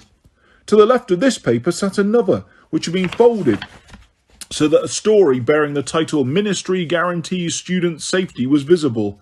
Newly appointed Minister for Magic, Rufus Scrimger spoke today of the tough new measures taken by his ministry to ensure the safety of students returning to Hogwarts School of Witchcraft and Wizardry this autumn. For obvious reasons, the ministry will not be going into detail about its stringent new security plans, said the minister, although an insider confirmed that measures include defensive spells and charms, a complex array of counter curses, and a small task force of auras dedicated solely to the protection of Hogwarts School. Most seem reassured by the new minister's tough stand on student safety, said Mrs. Augusta Longbottom. My grandson Neville, a good friend of Harry Potter's incidentally, who fought the Death Eaters alongside him at the ministry in June and... But the rest of this story was obscured by the large bird cage standing on top of it. Inside it was a magnificent snowy owl. Her amber eyes surveyed the room imperiously, her head swivelling occasionally to gaze at her snoring master. Once or twice she clicked her beak impatiently, but Harry was too deeply asleep to hear her. A large trunk stood in the very middle of the room. Its lid was open. It looked expectant, yet it was almost empty, but for a residue of old underwear, sweets, empty ink bottles and broken quills that coated the very bottom. Nearby on the floor lay a purple leaflet emblazoned with the words, "Issued on behalf of the Ministry of Magic, protecting your home and family against dark forces." The wizarding community is currently under threat from an organisation calling itself the Death Eaters. Observing the following simple security guidelines will help protect you, your family and your home from attack. 1. You are advised not to leave the house alone. 2. Particular care should be taken during the hours of darkness. Wherever possible, arrange to complete journeys before night has fallen. 3. Review the security arrangements around your house, making sure that all family members are aware of emergency measures, such as shield and disillusionment charms, and, in the case of underage family members, side-along apparition. Number 4. Agree security questions with close friends and family so as to detect Death Eaters masquerading as others by use of Polyjuice Potion. See page 2. Number 5. Should you feel that a family member, colleague, friend or neighbour is acting in a strange manner, contact the Magical Law Enforcement Squad at once. They may have been put under the Imperious Curse. See page 4. Number 6. Should the dark mark appear over any dwelling place or other building, do not enter, but contact the Aura office immediately. Number 7. Unconfirmed sightings suggest that the Death Eaters may now be using Inferi. See page 10. Any sighting of an Inferius or encounter with same should be reported to the Ministry immediately. Harry grunted in his sleep and his face slid down the window an inch or so, making his glasses still more lopsided, but he did not wake up. An alarm clock, repaired by Harry several years ago, ticked loudly on the sill, showing 1 minute to 11. Beside it, held in place by Harry's relaxed hand, was a piece of parchment covered in thin, slanting writing. Harry had read this letter so often since his arrival 3 days ago that, although it had been delivered in a tightly furled scroll, it now lay quite flat. Dear Harry, if it is convenient for you, I shall call at number 4 Privet Drive this coming Friday at 11 p.m. to escort you to the Burrow, where you have been invited to spend the remainder of your school holidays. If you are agreeable, I should also be glad if your assistance is in a matter to which I hope to attend on the way to the Burrow. I shall explain this more fully when I see you. Kindly send your answer by return of this owl, hoping to see you this Friday. I am yours most sincerely, Albus Dumbledore. Though he already knew it by heart, Harry had been stealing glances at this missive every few minutes since 7 o'clock that evening, when he had first taken up his position beside his bedroom window, which had a reasonable view of both ends of Privet Drive. He knew it was pointless to keep reading Dumbledore's words. Harry had sent back his yes with the delivering owl, as requested, and all he could do now was wait. Either Dumbledore was going to come, or he was not. But Harry had not packed. It just seemed too good to be true that he was going to be rescued from the Dursleys after a mere fortnight of their company. He could not shrug off the feeling that something was going to go wrong. His reply to Dumbledore's letter might have gone astray. Dumbledore could be prevented from collecting him. The letter might turn out not to be from Dumbledore at all, but a trick or joke or a trap. Harry had not been able to face packing, and then being let down and having to unpack again. The only gesture he had made to the possibility of a journey was to shut his snowy owl, Hedwig, safely in her cage. The minute hand on the alarm clock reached the number 12, and at that precise moment the street lamp outside the window went out. Harry awoke as though the sudden darkness was an alarm. Hastily straightening his glasses and unsticking his cheek from the glass, he pressed his nose against the window instead, and squinted down at the pavement. A tall figure in a long, billowing cloak was walking up the garden path. Harry jumped up as though he had received an electric shock, knocked over his chair, and started snatching anything and everything within reach from the floor and throwing it into the trunk. Even as he lobbed a set of robes, 2 spell books and a packet of crisps across the room, the doorbell rang. Downstairs in the living room, his Uncle Vernon shouted, "Who the blazes is calling at this time of night?" Harry froze with a brass telescope in one hand and a pair of trainers in the other. He had completely forgotten to warn the Dursleys that Dumbledore might be coming. Feeling both panicky and close to laughter, he clambered over the trunk and wrenched open his bedroom door, in time to hear a deep voice say, "Good evening. You must be Mr. Dursley. I dare say Harry has told you I would be coming for him." Harry ran down the stairs 2 at a time, coming to an abrupt halt several steps from the bottom, as long experience had taught him to remain out of arm's reach of his uncle whenever possible. There in the doorway stood a tall, thin man with waist-length silver hair and beard. Half-moon spectacles were perched on his crooked nose, and he was wearing a long black travelling cloak and pointed hat. Vernon Dursley, whose moustache was quite as bushy as Dumbledore's, though black, and who was wearing a pure puce dressing gown, was staring at the visitor as though he could not believe his tiny eyes. "Judging by your look of stunned disbelief, Harry did not warn you that I was coming," said Dumbledore pleasantly. "However, let us assume that you have invited me warmly into your house.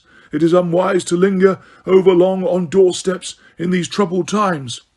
He stepped smartly over the threshold and closed the front door behind him. "It is a long time since my last visit," said Dumbledore, peering down his crooked nose at Uncle Vernon. "I must say, your agapanthus are flourishing." Vernon Dursley said nothing at all. Harry did not doubt that speech would return to him, and soon. The vein pulsing in his uncle's temple was reaching danger point, but something about Dumbledore seemed to have robbed him temporarily of breath. It might have been the blatant wizardishness of his appearance, but it might too have been that even Uncle Vernon could sense that here was a man whom it would be very difficult to bully. "Ah, good evening, Harry," said Dumbledore, looking up at him through his half-moon glasses with a most satisfied expression. "Excellent, excellent."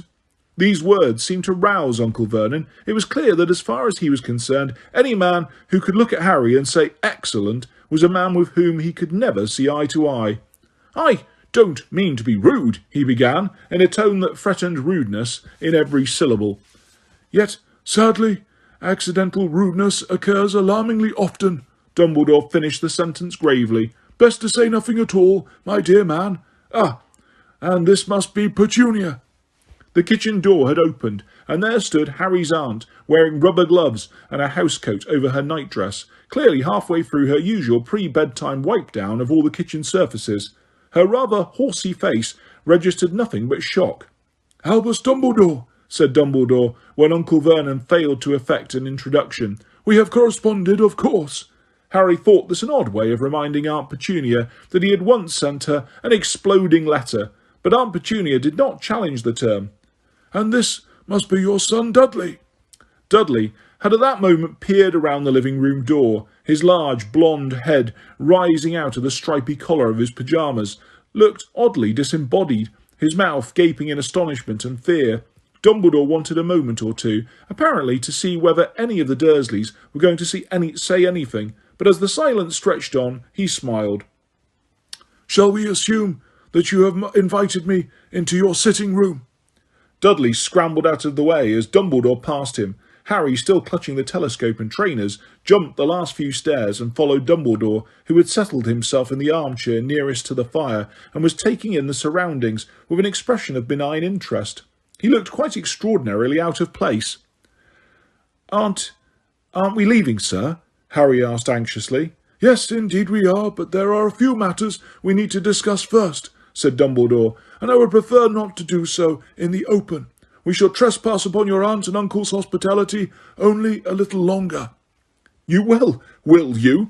Vernon Dursley had entered the room, Petunia at his shoulder and Dudley skulking behind them both. "Yes," said Dumbledore simply, "I shall."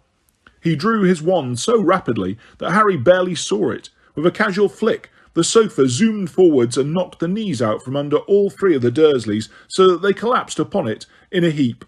Another flick of the wand and the sofa zoomed back to its original position. "We may as well be comfortable," said Dumbledore pleasantly. As he replaced his wand in his pocket, Harry saw that his hand was blackened and shriveled. It looked as though his flesh had been burned away. "Sir, what happened to your—" "Later, Harry," said Dumbledore. "Please, sit down." Harry took the remaining armchair, choosing not to look at the Dursleys, who seemed stunned into silence. I would assume that you were going to offer me refreshment," Dumbledore said to Uncle Vernon, "but the evidence so far suggests that that would be optimistic to the point of foolishness." A third twitch of the wand, and a dusty bottle and 5 glasses appeared in mid-air. The bottle tipped and poured a generous measure of honey-coloured liquid into each of the glasses, which then floated to each person in the room. "Madam, Rosmerta's finest oak-matured mead," said Dumbledore, raising his glass to Harry, who caught hold of his own and sipped. He had never tasted anything like it before, but enjoyed it immensely. The Dursleys, after quick, scared looks at each other, tried to ignore their glasses completely, a difficult feat as they were nudging them gently on the sides of their heads. Harry could not suppress a suspicion that Dumbledore was rather enjoying himself. "Well, Harry," said Dumbledore, turning towards him, "a difficulty has arisen which I hope you will be able to solve for us. By us, I mean the Order of the Phoenix. But first of all, I must tell you that Sirius's will was discovered a week ago, and that he left you everything he owned." Over on the sofa, Uncle Vernon's head turned, but Harry did not look at him, nor could he think of anything to say except, right. "This is, in the main, fairly straightforward," Dumbledore went on. "You add a reasonable amount of gold to your account at Gringotts, and you inherit all of Sirius's personal possessions. The slightly problematic part of the legacy—" "His godfather's dead?" said Uncle Vernon loudly from the sofa. Dumbledore and Harry both turned to look at him.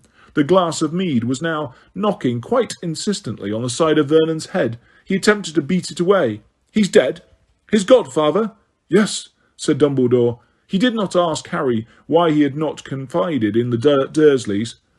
"Our problem," he continued to Harry, as if there had been no interruption, "is that Sirius also left you number 12, Grimmauld Place."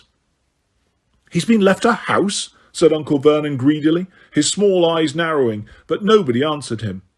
"You can keep using it as the headquarters," said Harry. "I don't care. You can have it. I don't really want it." Harry never wanted to set foot in number 12 Grimmauld Place ever again, if he could help it. He thought he would be haunted forever by the memory of Sirius prowling its dark, musty rooms alone, imprisoned within the place he had wanted so desperately to leave. "That is generous," said Dumbledore. "We have, however, vacated the building temporarily." "Why?" "Well," said Dumbledore, ignoring the mutterings of Uncle Vernon, who was now being rapped smartly over the head by the persistent glass of mead. "Black family tradition decreed that the house was handed down the direct line to the next male with the name of Black.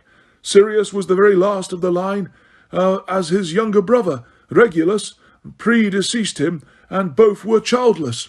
Well, his will makes it perfectly plain that he wants you to have the house. It is nevertheless possible that some spell or enchantment has been set upon the place to ensure that it cannot be owned by anyone other than a pure blood." A vivid image of the shrieking, spitting portrait of Sirius's mother that hung in the hall of number 12 Grimmauld Place flashed into Harry's mind. "I bet there has," he said.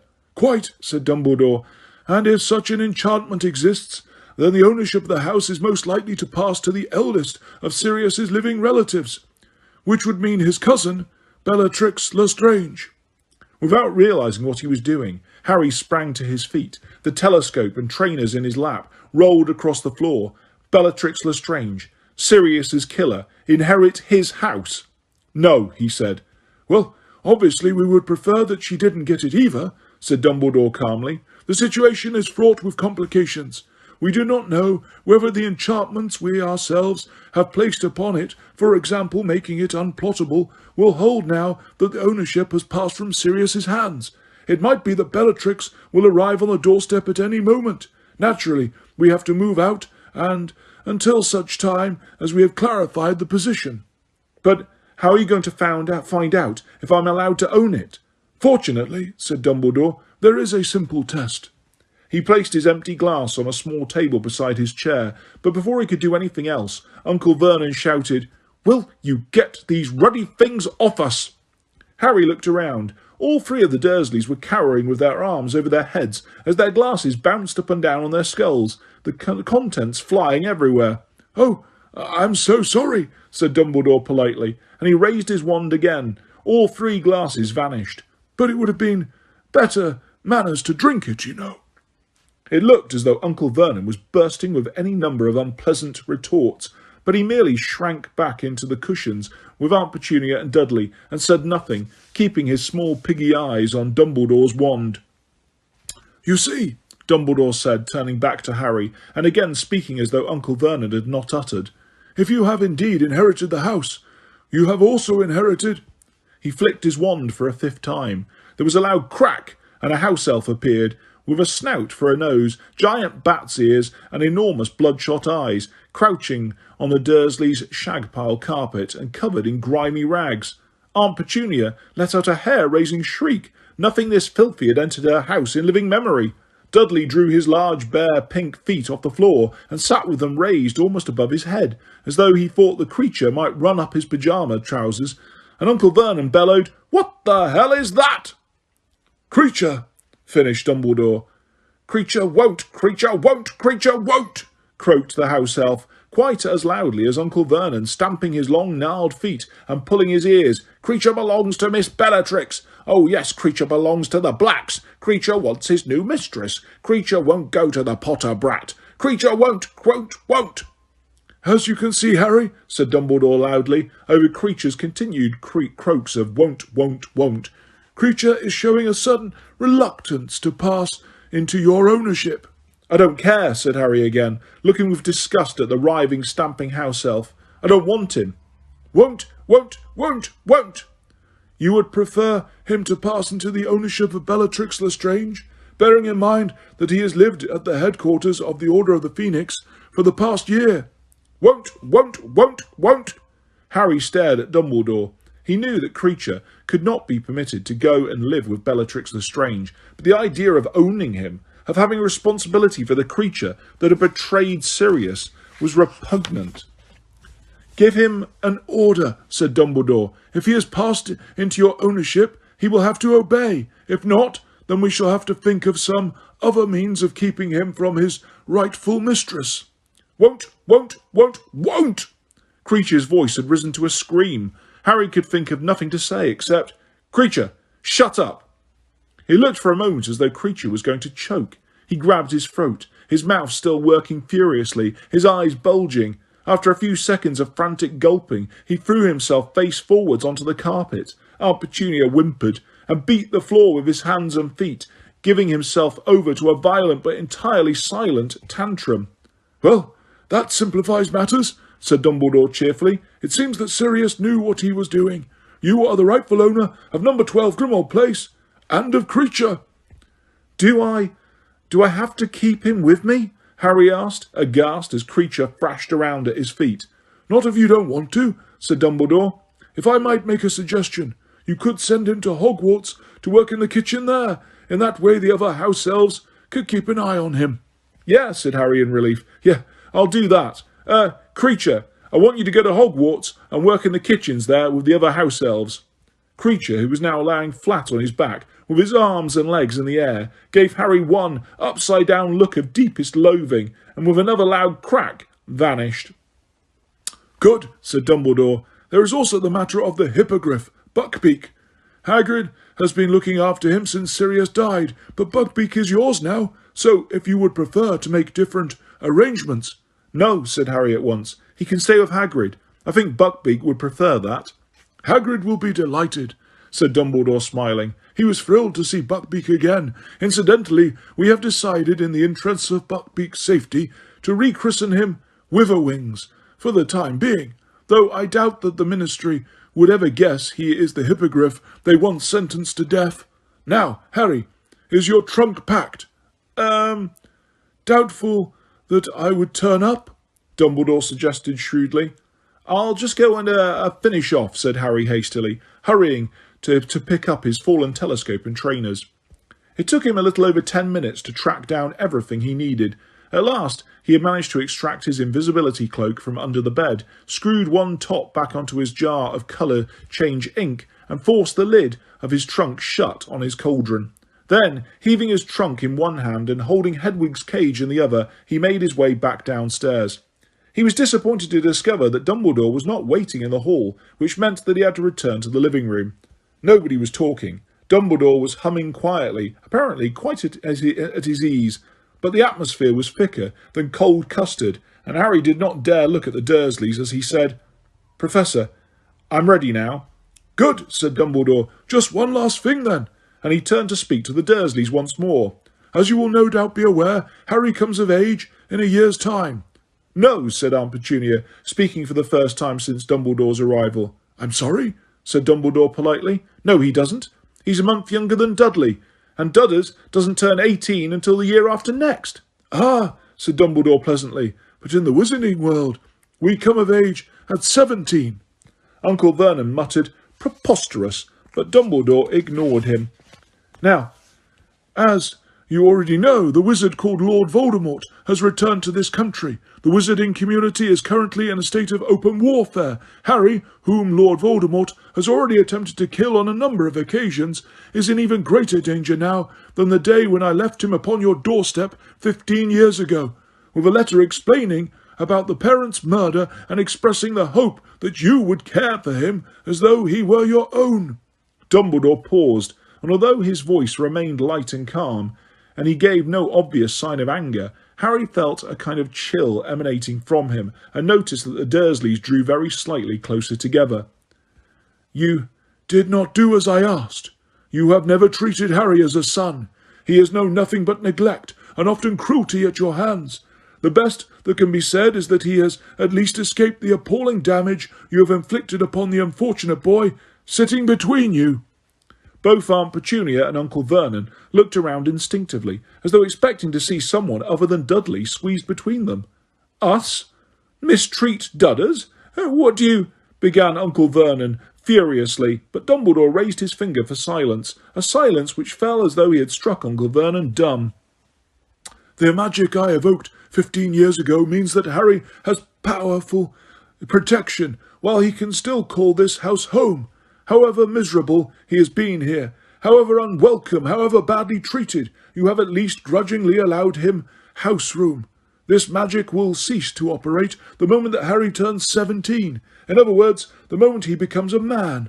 I ask only this, that you allow Harry to return once more to this house before his 17th birthday, which will ensure that the protection continues until that time." None of the Dursleys said anything. Dudley was frowning slightly, as though he was still trying to work out when he had ever been mistreated. Uncle Vernon looked as though he had something stuck in his throat. Aunt Petunia, however, was oddly flushed. "Well, Harry, time for us to be off," said Dumbledore at last, standing up and straightening his long black cloak. "Until we meet again," he said to the Dursleys, who looked as though that moment could wait for ever as far as they were concerned, and after doffing his hat, he swept from the room. "Bye," said Harry hastily to the Dursleys, and followed Dumbledore, who paused beside Harry's trunk, upon which Hedwig's cage was perched. "We do not want to be encumbered by these just now," he said, pulling out his wand again. "I shall send them to the burrow to await us there. However, I would like you to bring your invisibility cloak, just in case." Harry extracted his cloak from his trunk, with some difficulty, trying not to show Dumbledore the mess within. When he had stuffed it into an inside pocket of his jacket, Dumbledore waved his wand, and the trunk, cage, and Hedwig vanished. Dumbledore then waved his wand again, and the front door opened onto cool, misty darkness. "And now, Harry, let us step out into the night and pursue that flighty temptress, Adventure." Chapter 4. Horace Slughorn. Despite the fact that he had spent every waking moment of the past few days hoping desperately that Dumbledore would indeed come to fetch him, Harry felt distinctly awkward as they set off down Privet Drive together. He had never had a proper conversation with his headmaster outside Hogwarts before. There was usually a desk between them. The memory of their last face-to-face encounter kept intruding too, and it rather heightened Harry's sense of embarrassment. He had shouted a lot on that occasion, not to mention doing his best to smash several of Dumbledore's most prized possessions. Dumbledore, however, seemed completely relaxed. "Keep your wand at the ready, Harry," he said brightly. "But I thought I'm not allowed to use magic outside school, sir." "If there is an attack," said Dumbledore, "I give you permission to use any counter jinx or curse that might occur to you. However, I do not think you need worry about being attacked tonight." "Why not, sir?" "You are with me," said Dumbledore simply. "This will do, Harry." He came to an abrupt halt at the end of Privet Drive. "You have not, of course, passed your apparition test," he said. "No," said Harry. "I thought you had to be 17. "You do," said Dumbledore. "So you will need to hold on to my arm very tightly. My left, if you don't mind. As you have noticed, my wand arm is a little fragile at the moment." Harry gripped Dumbledore's preferred forearm. "Very good," said Dumbledore. "Well, here we go." Harry felt Dumbledore's arm twist away from him and redoubled his grip. The next thing he knew, everything went black. He was being pressed very hard from all directions. He could not breathe. There were iron bands tightening around his chest. His eyeballs were being forced back into his head. His eardrums were being pushed deeper into his skull. And then he gulped great lungfuls of cold night air and opened his streaming eyes. He felt as though he had just been forced through a very tight rubber tube. It was a few seconds before he realised that Privet Drive had vanished. He and Dumbledore were now standing in what appeared to be a deserted village square, in the centre of which stood an old war memorial and a few benches. His comprehension catching up with his senses, Harry realised that he had just apparated for the first time in his life. "Are you all right?" asked Dumbledore, looking down at him solicitously. "The sensation does take some getting used to." I'm fine," said Harry, rubbing his ears, which felt as though they had left Privet Drive rather reluctantly. "But I think I might prefer brooms." Dumbledore smiled, drew his travelling cloak a little more tightly around his neck and said, "This way." He set off at a brisk pace, past an empty inn and a few houses. According to a clock on a nearby church, it was almost midnight. "So tell me, Harry," said Dumbledore, "your scar, has it been hurting at all?" Harry raised a hand unconsciously to his forehead and rubbed the lightning-shaped mark. "No," he said, "and I've been wondering about that. I thought it would be burning all the time now Voldemort's getting so powerful again." He glanced up at Dumbledore and saw that he was wearing a satisfied expression. "I, on the other hand, thought otherwise," said Dumbledore. "Lord Voldemort has finally realised the dangerous access to his thoughts and feelings you have been enjoying. It appears that he is now employing occlumency against you." "Well, I'm not complaining," said Harry, who missed neither the disturbing dreams nor the startling flashes of insight into Voldemort's mind. They turned a corner, passing a telephone box and a bus shelter. Harry looked sideways at Dumbledore again. "Professor?" "Harry?" Where exactly are we?" "This, Harry, is the charming village of Budley Baberton." "And what are we doing here?" "Ah, yes, of course, I haven't told you," said Dumbledore. "Well, I have lost count of the number of times I have said this in recent years, but we are once again one member of staff short. We are here to persuade an old colleague of mine to come out of retirement and return to Hogwarts." "How can I help with that, sir?" "Oh, I think we'll find a use for you," said Dumbledore vaguely. "Left here, Harry." They proceeded up a steep, narrow street lined with houses. All the windows were dark. The odd chill that had lain over Privet Drive for 2 weeks persisted here too. Thinking of Dementors, Harry cast a look over his shoulder and grasped his wand reassuringly in his pocket. "Professor, why couldn't we just apparate directly into your old colleague's house?" "Because it would be quite as rude as kicking down the front door," said Dumbledore. "Courtesy dictates that we offer fellow wizards the opportunity of denying us entry. In any case, most wizarding dwellings are magically protected from unwanted apparators. At Hogwarts, for instance." "You can't apparate anywhere inside the buildings or grounds." said Harry quickly. Hermione Granger told me. And she is quite right. We turn left again. The church clock chimed midnight behind them. Harry wondered why Dumbledore did not consider it rude to call on his old colleague so late. But now that conversation had been established, he had more pressing questions to ask. Sir, I saw in the Daily Prophet that Fudge has been sacked. Correct, said Dumbledore, now turning up a steep side street. He has been replaced, as I am sure you also saw, by Rufus Scrimgeour, who used to be head of the Aura Office. Is he... Do you think he's good? Asked Harry. An interesting question, said Dumbledore. He is able, certainly. A more decisive and forceful personality than Cornelius. Yes, but I know what you meant. Rufus is a man of action, and having fought dark wizards for most of his working life, does not underestimate Lord Voldemort. Harry waited, but Dumbledore did not say anything about the disagreement with Scrimgeour that the Daily Prophet had reported, and he did not have the nerve to pursue the subject, so he changed it. And, sir, I saw about Madame Bones. Yes, said Dumbledore quietly. A terrible loss. She was a great witch. Just up here, I think. Ouch! He had pointed with his injured hand. Professor, what happened to your...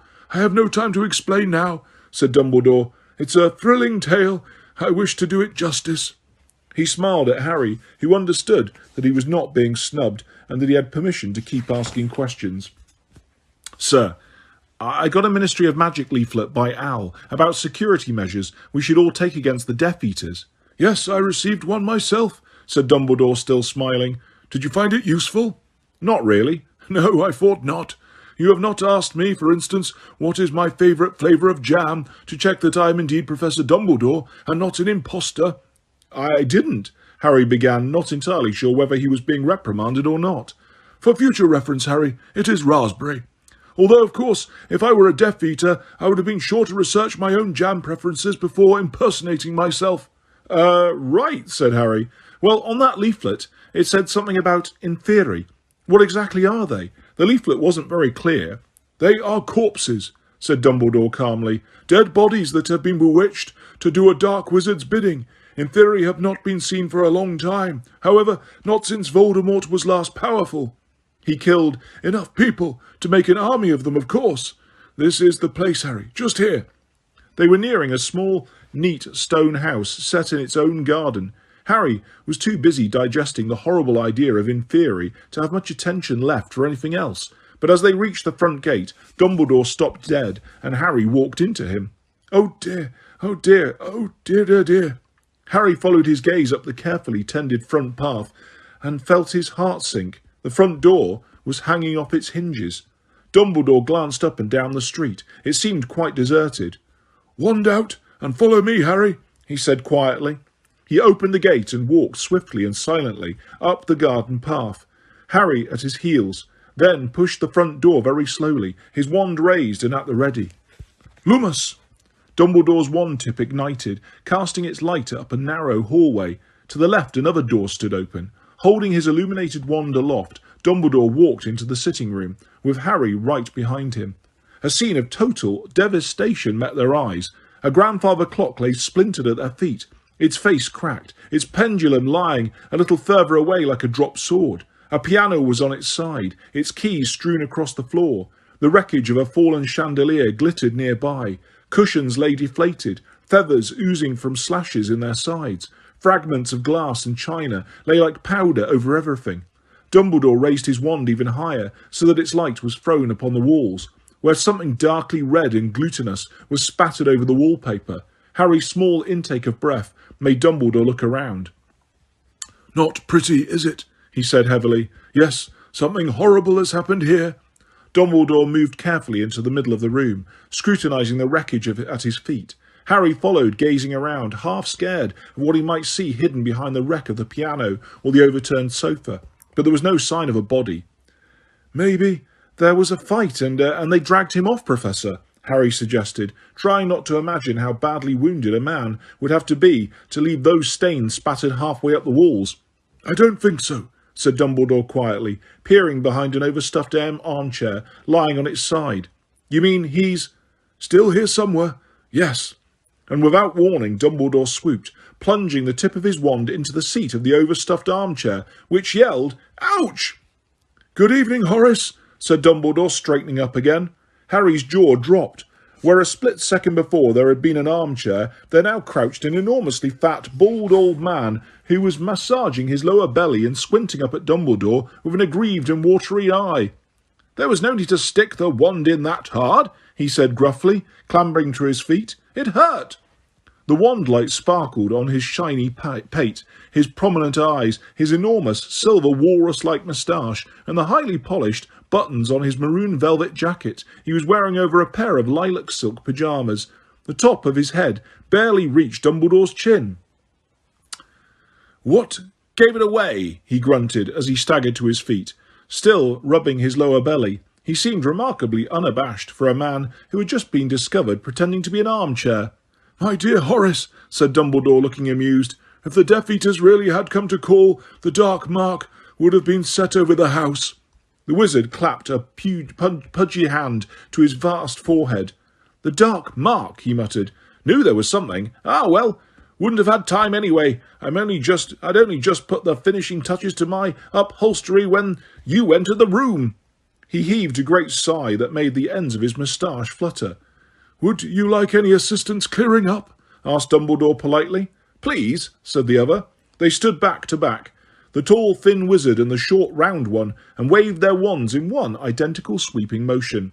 The furniture flew back to its original place. Ornaments reformed in mid-air, feathers zoomed into their cushions, torn books repaired themselves as they landed upon their shelves, oil lanterns soared onto the side tables and reignited. A vast collection of splintered silver picture frames flew glittering across the room and alighted, whole and untarnished. Upon a desk, rips, cracks and holes healed everywhere, and the walls wiped themselves clean. "What kind of blood was that, incidentally?" asked Dumbledore loudly over the chiming of the newly unsmashed grandfather clock. "On the walls? Dragon!" shouted the wizard called Horace, as, with a deafening grinding and tinkling, the chandelier screwed itself back into the ceiling. There was a final plunk from the piano, and silence. "Yes, dragon," repeated the wizard conversationally. "My last bottle, and prices are sky high at the moment. Still, it might be reusable." He stumped over to a small crystal bottle standing on top of a sideboard and held it up to the light, examining the thick liquid within. Bit dusty." So he set the bottle back on the sideboard and sighed. It was then that his gaze fell upon Harry. "Oh!" he said, his large round eyes flying to Harry's forehead and the lightning-shaped scar it bore. "Oh-ho!" "This," said Dumbledore, moving forwards to make the introduction, "is Harry Potter. Harry, this is an old friend and colleague of mine, Horace Slughorn." Slughorn turned on Dumbledore, his expression shrewd. "So that's how you thought you'd persuade me, is it? Well, the answer's no, Albus." He pushed past Harry, his face turned resolutely away with the air of a man trying to resist temptation. "I suppose we can have a drink at least?" asked Dumbledore, "for old time's sake." Slughorn hesitated. "All right then, one drink," he said ungraciously. Dumbledore smiled at Harry and directed him towards a chair not unlike the one that Slughorn had so recently impersonated, which stood right beside the newly burning fire and a brightly glowing oil lamp. Harry took the seat with the distinct impression that Dumbledore, for some reason, wanted to keep him as visible as possible. Certainly when Slughorn, who had been busy with decanters and glasses, turned to face the room again, his eyes fell immediately upon Harry. He said, looking very quickly as though frightened of hurting his eyes. "Here." He gave a drink to Dumbledore, who had sat down without invitation, thrust the tray at Harry, and then sank into the cushions of the repaired sofa and a disgruntled silence. His legs were so short that he did not touch the floor. "Well, how have you been keeping, Horace?" Dumbledore asked. "Not so well," said Slughorn at once. "Weak chest, wheezy. Rheumatism too. Can't move like I used to. Well, that's to be expected. Old age, fatigue." "And yet you must have moved fairly quickly to prepare such a welcome for us at such short notice," said Dumbledore. "You can't have had more than 3 minutes' warning." Slughorn said, half irritably, half proudly, "2. Didn't hear any intruder or charm go off. I was taking a bath still," he added sternly, seeming to pull himself back together again. "The fact remains that I'm an old man, Albus, a tired old man who's earned the right to a quiet life and a few creature comforts." He certainly had those, thought Harry, looking around the room. It was stuffy and cluttered, yet nobody could say it was uncomfortable. There were soft chairs and footstools, drinks and books, boxes of chocolates and plump cushions. If Harry had not known who lived there, he would have guessed at a rich, fussy old lady. "You're not as old as I am, Horace," said Dumbledore. "Well, maybe you ought to think about retirement yourself," said Slughorn bluntly. His pale gooseberry eyes had found Dumbledore's injured hand. "Reactions not what they were, I see."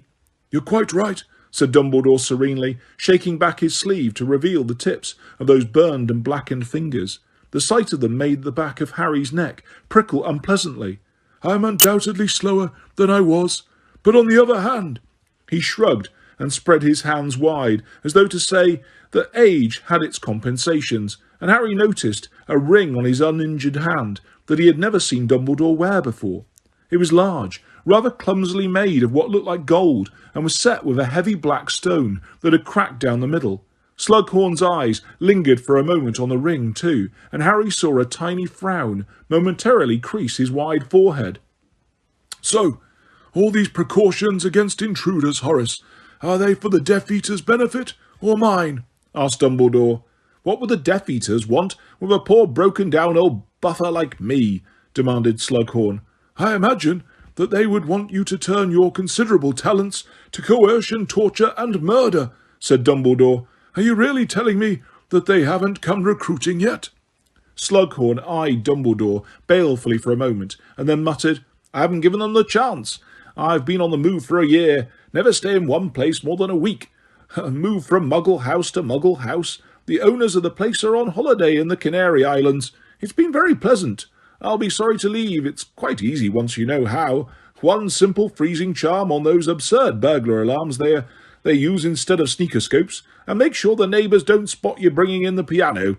"Ingenious," said Dumbledore, "but it sounds a rather tiring existence for a broken-down old buffer in search of a quiet life. Now, if you were to return to Hogwarts—" "If you're going to tell me my life would be more peaceful at that pestilential school, you can save your breath, Albus. I might have been in hiding, but some funny rumours have reached me since Dolores Umbridge left. If that's how you treat teachers these days—" "Professor Umbridge ran afoul of our centaur herd," said Dumbledore. "I think you, Horace, would have known better than to stride into the forest and call a horde of angry centaurs filthy half-breeds." "That's what she did she?" said Slughorn. "Idiotic woman. Never liked her." Harry chuckled, and both Dumbledore and Slughorn looked around at him. "Sorry," Harry said hastily. "It's just I didn't like her either." Dumbledore stood up rather suddenly. "Are you leaving?" asked Slughorn at once, looking hopeful.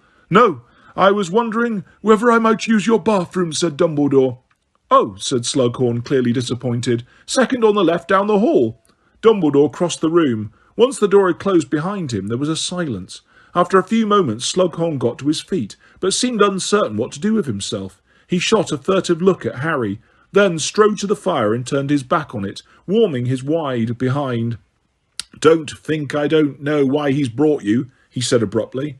Harry merely looked at Slughorn. Slughorn's watery eyes slid over Harry's scar, this time taking in the rest of his face. "You look very like your father." "Yeah, I've been told," said Harry. "Except for your eyes. You've got—" "My mother's eyes, yeah." Harry had heard this so often he found it a bit wearing. Yes, well, you shouldn't have favourites as a teacher, of course, but she was one of mine, your mother," Slughorn added in an answer to Harry's questioning look. "Lily Evans, one of the brightest I ever taught. Vivacious, you know, charming girl. I used to tell her she ought to have been in my house. Very cheeky answers I used to get back too." "Which was your house?" "I was head of Slytherin," said Slughorn. "Oh, now," he went on quickly, seeing the expression on Harry's face and wagging a stubby finger at him, "don't go holding that against me. You'll be Gryffindor like her, I suppose. Yes, it's usually goes in families. Not always, though. Ever heard of Sirius Black? You must have done. Been in the papers for the last couple of years. Died a few weeks ago." It was as though an invisible hand had twisted Harry's intestines and held them tight. "Well, anyway, he was a big pal of your father's at school. The whole Black family had been in my house, but Sirius ended up in Gryffindor. Shame. He was a talented boy. I got his brother Regulus when he came along, but I'd have liked the set." He sounded like an enthusiastic collector who had been outbid at auction. Apparently lost in memories, he gazed at the opposite wall, turning idly on the spot to ensure an even heat on his backside. "Your mother was Muggle-born, of course. Couldn't believe it when I found out. Thought she must have been pure-blood. She was so good." "One of my best friends is Muggle-born," said Harry, "and she's the best in our year." "Funny how that sometimes happens, isn't it?" said Slughorn. "Not really," said Harry coldly. Slughorn looked down at him in surprise. "You mustn't think I'm prejudiced," he said. No, no, no. Haven't I just said your mother was one of my all-time favourite students? And there was Dirk Cresswell in the year after her, too. Now head of the Goblin Liaison Office, of course. Another Muggle-born, a very gifted student, and still gives me excellent inside information on the goings-on at Gringotts. He bounced up and down a little, smiling in a self-satisfied way, and pointed at the many glittering photograph frames on the dresser, each peopled with tiny moving occupants. "All ex-students, all signed. You'll notice Barnabas Cuff, editor of the Daily Prophet. He's always interested to hear my take on the day's news. And Ambrosius Phlegm of Honeydukes, a hamper every day. And all because I was able to give him an introduction to Ciceron Harkis, who gave him his first job. And at the back you'll see here, her, if you just crane your neck, that's Gwenog Jones, who of course captains the Holyhead Harpies. People are always astonished to hear I'm on first-name terms with the Harpies. 3 tickets whenever I want them." This thought seemed to cheer him up enormously. "And all those people know where to find you, to send you stuff?" asked Harry, who could not help wondering why the Death Eaters had not yet tracked down Slughorn if hampers of sweets, Quidditch tickets and visitors craving his advice and opinions could find him. The smile slid from Slughorn's face as quickly as the blood from his walls. "Of course not," he said, looking down at Harry. "I have been out of touch with everybody for a year." Harry had the impression that the words shocked Slughorn himself. He looked quite unsettled for a moment, and then he shrugged. "Still, the prudent wizard keeps his head down in such times. All very well for Dumbledore to talk, but taking up a post at Hogwarts just now would be tantamount to declaring my public allegiance to the Order of the Phoenix. And while I'm sure they're very admirable and brave and all the rest of it, I don't personally fancy the mortality rate." "You don't have to join the Order to teach at Hogwarts," said Harry, who could not quite keep a note of derision out of his voice. It was hard to sympathise with Slughorn's cosseted existence when he remembered Sirius, crouching in a cave and living on rats. Most of the teachers aren't in it, and none of them has ever been killed, well, unless you count Quirrell, and he got what he deserved, seeing as he was working with Voldemort. Harry had been sure Slughorn would be one of those wizards who could not bear to hear Voldemort's name spoken aloud, and was not disappointed. Slughorn gave a shudder and a squawk of protest, which Harry ignored. "I reckon the staff are safer than most people while Dumbledore's headmaster. He's supposed to be the only one Voldemort ever feared, isn't he?" Harry went on. Slughorn gazed into space for a moment or two. He seemed to be thinking over Harry's words. "Well, yes, it is true that he who must not be named has never sought a fight with Dumbledore," he muttered grudgingly, "and I suppose one could argue that as I have not joined the Death Eaters, he who must not be named can hardly count me a friend, in which case I might well be safer a little closer to Albus. I cannot pretend that Amelia Bones' death did not shake me. If she, with all her ministry contacts and protection—" Dumbledore re-entered the room, and Slughorn jumped as though he had forgotten he was in the house. "Oh, there you are, Albus," he said. "You've been a very long time. Upset stomach?" "No, I was merely reading the Muggle magazines," said Dumbledore. "I do love knitting patterns. Well, Harry, we have trespassed upon Horace's hospitality quite long enough. I think it is time for us to leave." Not at all reluctant to obey, Harry jumped to his feet. Slughorn seemed taken aback. "You're leaving?" "Yes, indeed. I think I know a lost cause when I see one." "Lost?" Slughorn seemed agitated. He twiddled his fat thumbs and fidgeted as he watched Dumbledore fastening his travelling cloak, with Harry zipping up his jacket. "Well, I'm sorry you don't want the job, Horace," said Dumbledore, raising his uninjured hand in a farewell salute. "Hogwarts would have been glad to see you back again. Our greatly increased security notwithstanding, you will always be welcome to visit, should you wish to." "Yes, well, very gracious, as I say." "Goodbye, then." "Bye," said Harry. They were at the front door when there was a shout from behind them. All right, I'll do it." Dumbledore turned to see Slughorn standing breathless in the doorway to the sitting room. "You will come out of retirement?" "Yes, said Slughorn impatiently. "I must be mad, but yes." "Wonderful," said Dumbledore, beaming. "Then, Horace, we shall see you on the 1st of September. "Yes, I dare say you will," grunted Slughorn. As they set off down the garden path, Slughorn's voice floated after them. "I'll want a pay rise, Dumbledore." Dumbledore chuckled. The garden gate swung shut behind them, and they set off back down the hill through the dark and the swirling mist. "Well done, Harry," said Dumbledore. "I didn't do anything," said Harry in surprise. "Oh, yes, you did. You showed Horace exactly how much he stands to gain by returning to Hogwarts. Did you like him?" Harry wasn't sure whether he liked Slughorn or not. He supposed he had been pleasant in his way, but he had also seemed vain, and whatever he said to the contrary, much too surprised that a muggle-born should make a good witch. "Horace," said Dumbledore, relieving Harry of the responsibility to say any of this, "likes his comfort. He also likes the company of the famous, the successful and the powerful. He enjoys the feeling that he influences these people. He has never wanted to occupy the throne himself. He prefers the back seat. More room to spread out, you see. He used to handpick favourites at Hogwarts, sometimes for their ambition or their brains, sometimes for their charm or their talent, and he had an uncanny knack for choosing those who would go on to become outstanding in their various fields. Horace formed a kind of club of his favourites, with himself at the centre, making introductions, forging useful contacts between members, and always reaping some kind of benefit in return, whether a free box of his favourite crystallised pineapple, or the chance to recommend the next junior member of the Goblin Liaison Office." Harry had a sudden and vivid mental image of great swollen spider, spinning a web around him, twitching a thread here and there to bring its large and juicy flies a little closer. "I tell you all this," Dumbledore continued, "not to turn you against Horace, or, as we must now call him, Professor Slughorn, but to put you on your guard. He will undoubtedly try to collect you, Harry. You would be the jewel of his collection, the boy who lived, or as they call you these days, the chosen one." At these words, a chill that had nothing to do with the surrounding mist stole over Harry. He was reminded of words he had heard a few weeks ago, words that had a horrible and particular meaning to them. "Neither can live, while the other survives." Dumbledore had stopped walking, level with the church they had passed earlier.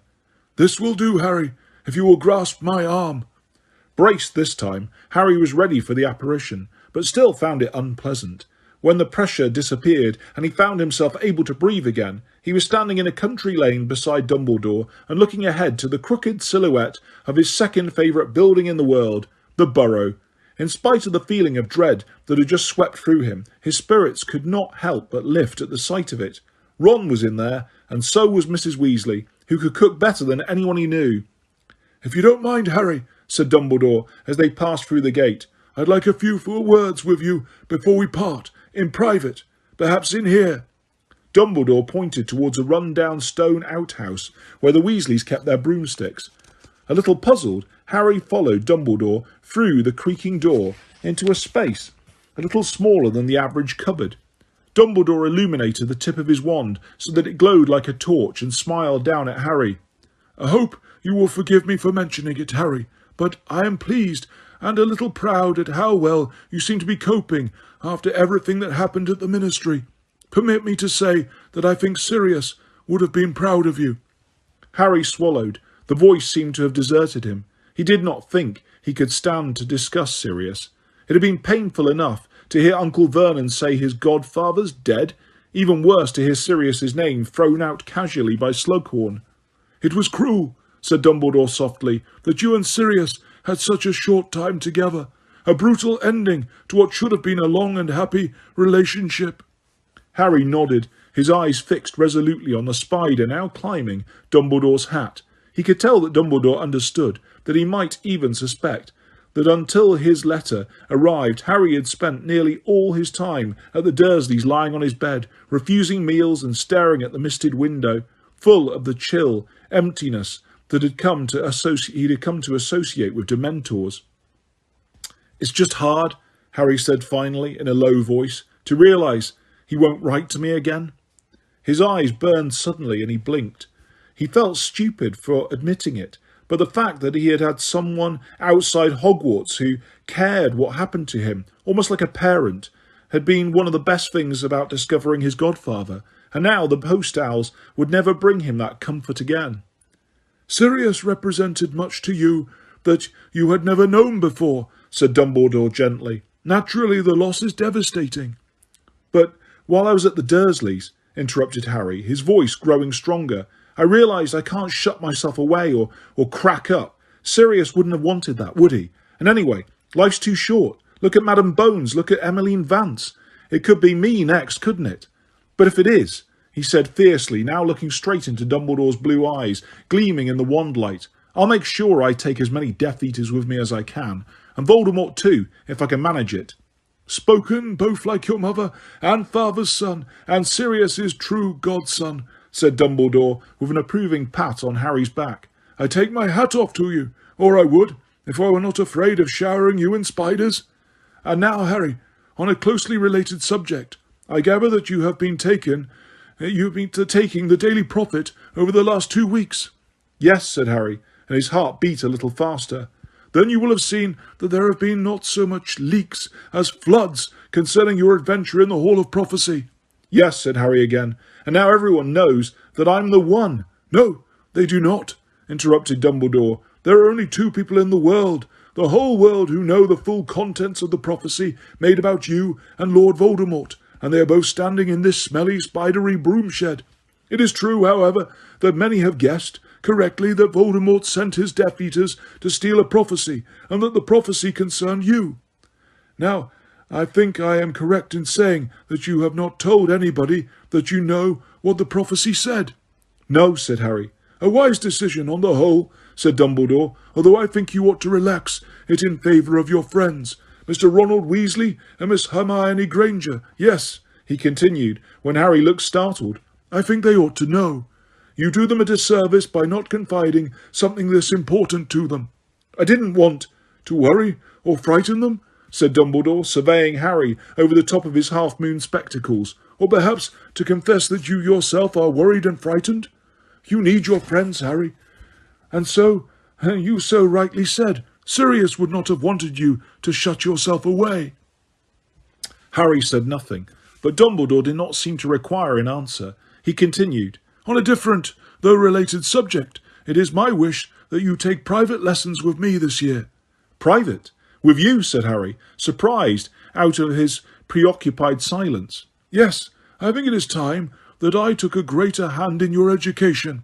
"What will you be teaching me, sir?" "Oh, a little of this, a little of that," said Dumbledore airily. Harry waited hopefully, but Dumbledore did not elaborate, so he asked something else that had been bothering him slightly. "If I'm having lessons with you, I won't have to do occlumency lessons with Snape, will I?" "Professor Snape, Harry. And no, you will not." "Good," said Harry in relief, because they were He stopped, careful not to say what he really thought. "I think the word fiasco would be a good one here," said Dumbledore, nodding. Harry laughed. "Well, that means I won't see much of Professor Snape from now on," he said, "because he won't let me carry on potions unless I get outstanding in my owl, which I know I haven't." "Don't count your owls before they are delivered," said Dumbledore gravely, "which, now I think of it, ought to be some time later today. Now, 2 more things, Harry, before we part. Firstly, I wish you to keep your invisibility cloak with you at all times from this moment onwards, even within Hogwarts itself, just in case, you understand me?" Harry nodded. "And lastly, while you stay here, the Burrow has been given the highest security the Ministry of Magic can provide. These measures have caused a certain amount of inconvenience to Arthur and Molly. All their post, for instance, is being searched at the Ministry before being sent on. They do not mind in the slightest, for their only concern is your safety. However, it will be poor repayment if you risked your neck while staying with them." I understand, said Harry quickly. Very well then, said Dumbledore, pushing open the broom shed door and stepping out into the yard. I see a light in the kitchen. Let us not deprive Molly any longer of the chance to deplore how thin you are. Chapter 5. An Excess of Phlegm. Harry and Dumbledore approached the back door of the burrow, which was surrounded by the familiar litter of old Wellington boots and rusty cauldrons. Harry could hear the soft clucking of sleepy chickens coming from the distant shed. Dumbledore knocked 3 times and Harry saw sudden movement behind the kitchen window. "Who's there?" said a nervous voice that he recognised as Mrs. Weasley's. "Declare yourself." "It is I, Dumbledore, bringing Harry." The door opened at once. There stood Mrs. Weasley, short, plump, and wearing an old green dressing gown. "Harry, dear, gracious Albus, you gave me a fright. You said not to expect you before morning." "We were lucky," said Dumbledore, ushering Harry over the threshold. "Slughorn proved much more pleasurable and persuadable than I had expected. Harry's doing, of course.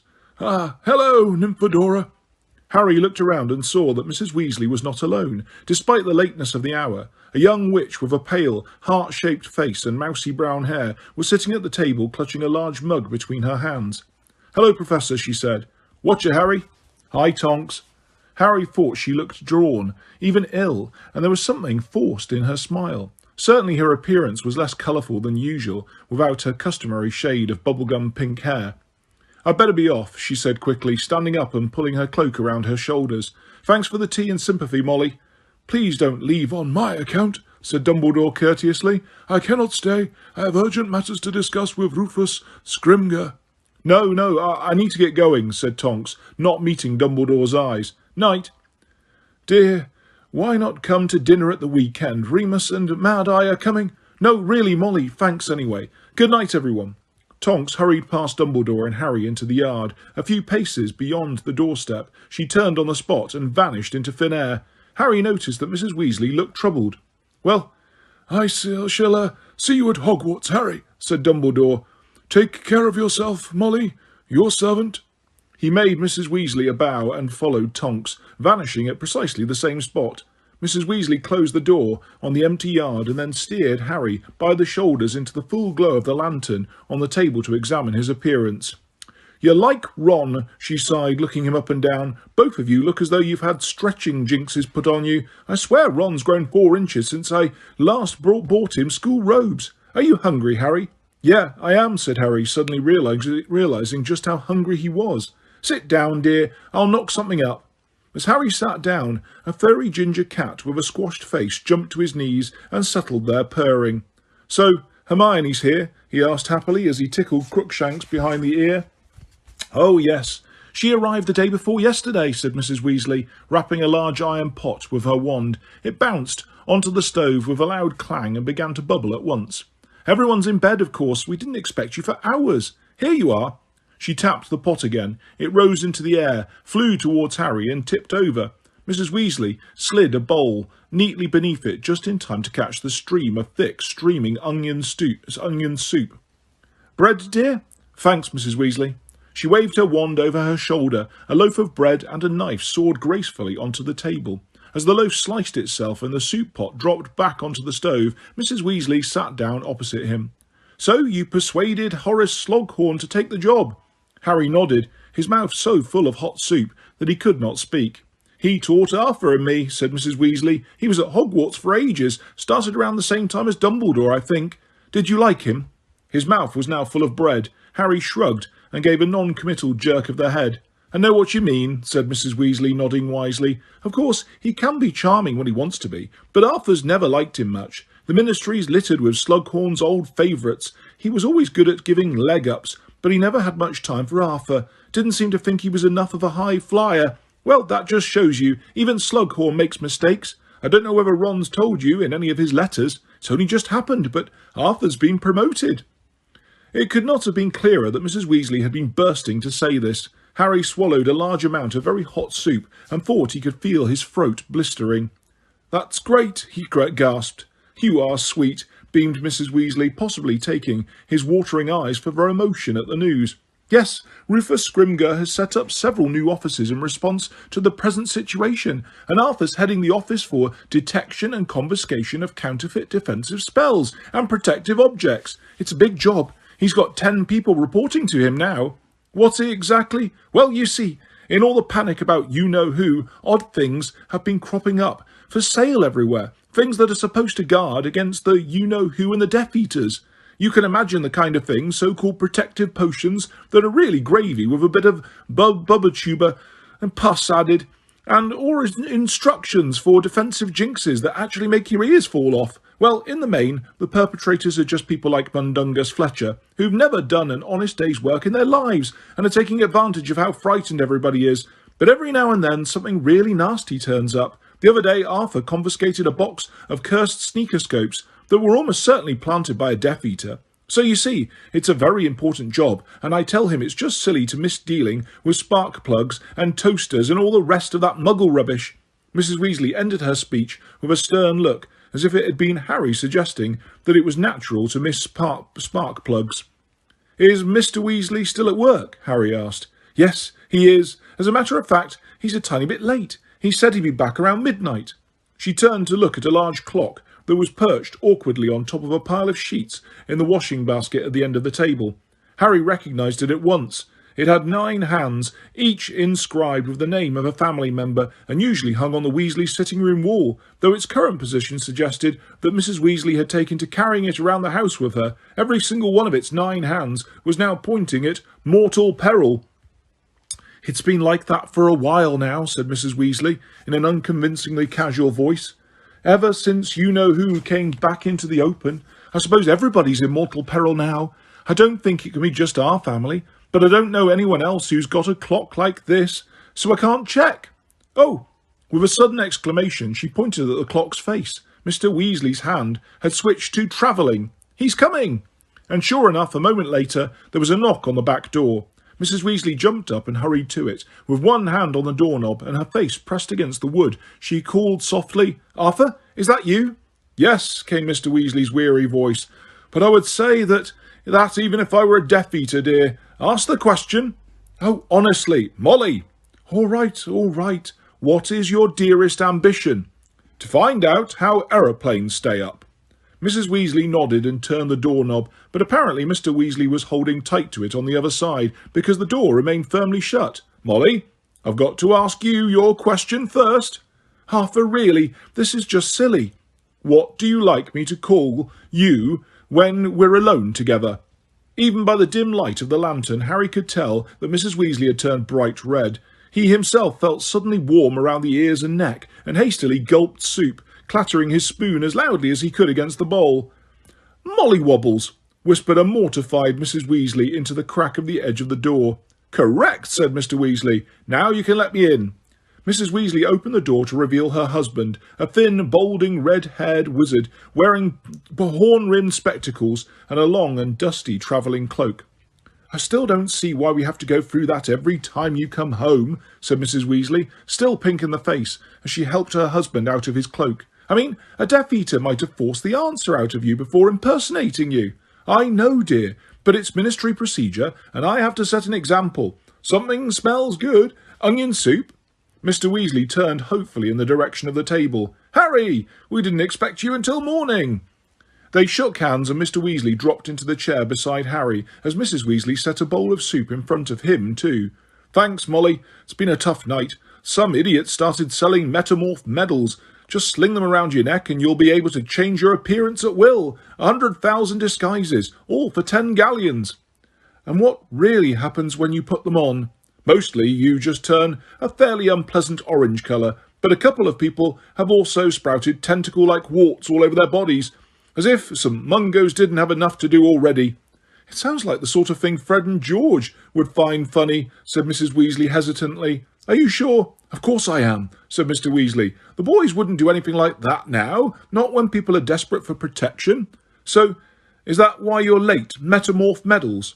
"No, we got wind of a nasty backfiring jinx down in Elephant and Castle, but luckily the magical law enforcement squad had sorted it out by the time we got there." Harry stifled a yawn behind his hand. Bed, said an undeceived Mrs. Weasley at once. I've got Fred and George's room all ready for you. You'll have it to yourself. Why? Where are they? Oh, they're in Diagon Alley, sleeping in the little flat over their joke shop as they're so busy, said Mrs. Weasley. I must say I didn't approve at first, but they do seem to have a bit of a flair for business. Come on, dear, your trunk's already up there. Night, Mr. Weasley, said Harry, pushing back his chair. Crookshanks leapt lightly from his lap and slunk out of the room. Good night, Harry, said Mr. Weasley. Harry saw Mrs. Weasley glance at the clock in the washing basket as they left the kitchen. All the hands were once again at mortal peril. Fred and George's bedroom was on the second floor. Mrs. Weasley pointed her wand at a lamp on the bedside table and reignited it at once, bathing the room in pleasant golden glow. Though a large vase of flowers had been placed on a desk in front of the small window, their perfume could not disguise the lingering smell of what Harry thought was gunpowder. A considerable amount of floor space was devoted to a vast number of unmarked, sealed cardboard boxes, amongst which stood Harry's school trunk. The room looked as though it was being used as a temporary warehouse. Hedwig hooted happily at Harry from her perch on top of a large wardrobe, then took off through the window. Harry knew she had been waiting to see him before going hunting. Harry made Mrs. Weasley good night, put on pyjamas, and got into one of the beds. There was something hard in the pillowcase. He groped inside it and pulled out a sticky purple and orange sweet, which he recognised as a puking pastel. Smiling to himself, he rolled over and was instantly asleep. Seconds later, or so it seemed to Harry, he was woken by the sound, what sounded like cannon fire, as the door burst open. Sitting bolt upright, he heard the rasp of the curtains being pulled back. The dazzling sunlight seemed to poke him hard in both eyes. Shielding them with one hand, he groped hopelessly for his glasses with the other. What's going on? We didn't know you were here already, said a loud and excited voice, and he received a sharp blow to the top of his head. Ron, don't hit him, said a girl's voice reproachfully. Harry's hand found his glasses, and he shoved them on, though the light was so bright he could hardly see anyway. A long, looming shadow quivered in front of him for a moment. He blinked, and Ron Weasley came into focus, grinning down at him. All right? Never been better, said Harry, rubbing the top of his head and slumping back onto his pillows. You? Not bad, said Ron, pulling over a cardboard box and sitting on it. When did you get here? Mum's only just told us. About 1 o'clock this morning. Were the muggles all right? Did they treat you okay? Same as usual, said Harry, as Hermione perched herself on the edge of his bed. They didn't talk to me much, but I like it better that way. How are you, Hermione? Oh, I'm fine, said Hermione, who was scrutinising Harry as though he was sickening for something. He thought he knew what was behind this, and, as he had no wish to discuss Sirius's death or any other miserable subject at the moment, he said, What's the time? Have I missed breakfast? Don't worry about that. Mum's bringing you up a tray. She reckons you look underfed, said Ron, rolling his eyes. So, what's been going on? Nothing much. I've just been stuck at my aunt and uncle's, haven't I? Come off it, said Ron. You've been off with Dumbledore. It wasn't that exciting. He just wanted me to help him persuade this old teacher to come out of retirement. His name's Horace Slughorn. Oh, said Ron, looking disappointed. We thought... Hermione flashed a warning look at Ron, and Ron changed tack at top speed. We thought it'd be something like that. You did, said Harry, amused. Yeah, now Umbridge has left. Obviously we need a new defence against the dark arts teacher, don't we? So, what's he like? He looks a bit like a walrus, and he used to be head of Slytherin, said Harry. Something wrong, Hermione? She was watching him as though expecting strange symptoms to manifest themselves at any moment. She rearranged her features hastily in an unconvincing smile. No, of course not. So, did Slughorn seem like he'll be a good teacher? Dunno, said Harry. He can't be worse than Umbridge, can he? I know someone who's worse than Umbridge, said a voice from the doorway. Ron's younger sister slouched into the room, looking irritable. Hi, Harry. What's up with you? Ron asked. It's her, said Ginny, plonking herself down on Harry's bed. She's driving me mad. What's she done now? Asked Hermione sympathetically. It's the way she talks to me. You'd think I was about 3. I know, said Hermione, dropping her voice. She's so full of herself. Harry was astonished to hear Hermione talking about Mrs. Weasley like this, and could not blame Ron for saying angrily, Can't you two lay off her for 5 seconds? Oh, that's right, defend her, snapped Ginny. We all know you can't get enough of her. This seemed an odd comment to make about Ron's mother. Starting to feel that he was missing something, Harry said, Who are you? but his question was answered before he could finish it. The bedroom door flew open again, and Harry instinctively yanked the bedcovers up to his chin so hard that Hermione and Ginny slid off the bed onto the floor. A young woman was standing in the doorway, a woman of such breathtaking beauty that the room seemed to have become strangely airless. She was tall and willowy, with long blonde hair, and appeared to emanate a faint, silvery glow. To complete the vision of perfection, she was carrying a heavily laden breakfast tray. "Harry," she said in a throaty voice, "it has been too long." As she swept over the threshold towards him, Mrs. Weasley was revealed, bobbing along in her wake, looking rather cross. "There was no need to bring up the tray. I was just about to do it myself." "It was no trouble," said Fleur Delacour, setting the tray across Harry's knees and then swooping to kiss him on each cheek. He felt the places where her mouth had touched him burn. "I have been longing to see him. You remember my sister, Gabrielle? She never stops talking about Harry Potter. She will be delighted to see you again." "Oh, is she here too?" Harry croaked. No, silly boy," said Fleur with a tinkling laugh. "I mean next summer, when we... But do you not know?" Her great blue eyes widened, and she looked reproachfully at Mrs. Weasley, who said, "We hadn't got around to telling him yet." Fleur turned back to Harry, swinging her silvery sheet of hair so that it whipped Mrs. Weasley across the face. "Bill and I are going to be married." "Oh," said Harry blankly. He could not help noticing how Mrs. Weasley, Hermione and Ginny were all determinedly avoiding each other's gaze. "Wow, congratulations." She swooped down upon him and kissed him again. "Bill is very busy at the moment, working very hard, and only work part-time at Gringotts for my English, so he brought me here for a few days to get to know his family properly. I was so pleased to hear you would be coming. There isn't much to do here, unless you like cooking and chickens. Well, enjoy your breakfast, Harry." With those words she turned gracefully and seemed to float out of the room, closing the door quietly behind her. Mrs. Weasley made a noise that sounded like... "Mum hates her," said Ginny quietly. "I do not hate her," said Mrs. Weasley in a cross whisper. "I just think they've hurried into this engagement, that's all."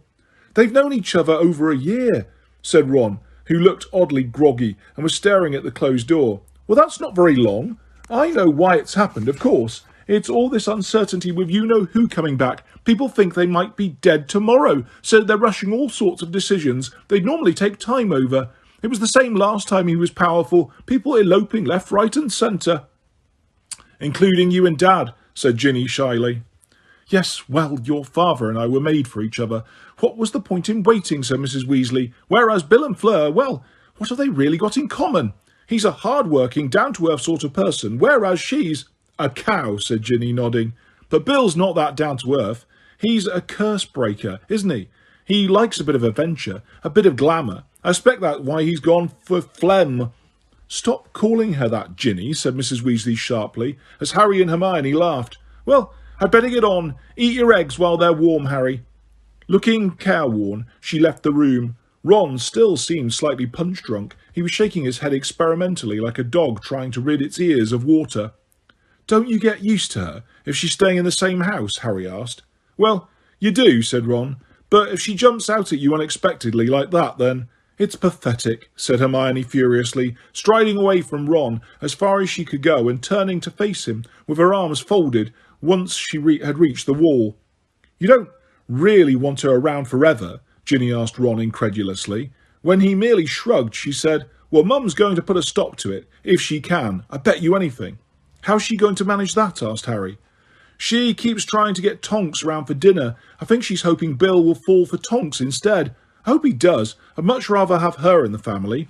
"Yeah, that'll work," said Ron sarcastically. "Listen, no bloke in his right mind's going to fancy Tonks when Fleur's around. I mean, Tonks is okay looking when she isn't doing stupid things with her hair and her nose, but she's a damn sight nicer than Phlegm," said Ginny. "And she's more intelligent. She's an aura," said Hermione from the corner. "Fleur's not stupid. She was good enough to enter the Triwizard Tournament," said Harry. "Not you as well," said Hermione bitterly. "I suppose you like the way Phlegm says 'Harry,' do you?" asked Ginny scornfully. "No," said Harry, wishing he hadn't spoken. "I was just saying Fleur. "I'd much rather have Tonks in the family," said Ginny. "At least she's a laugh."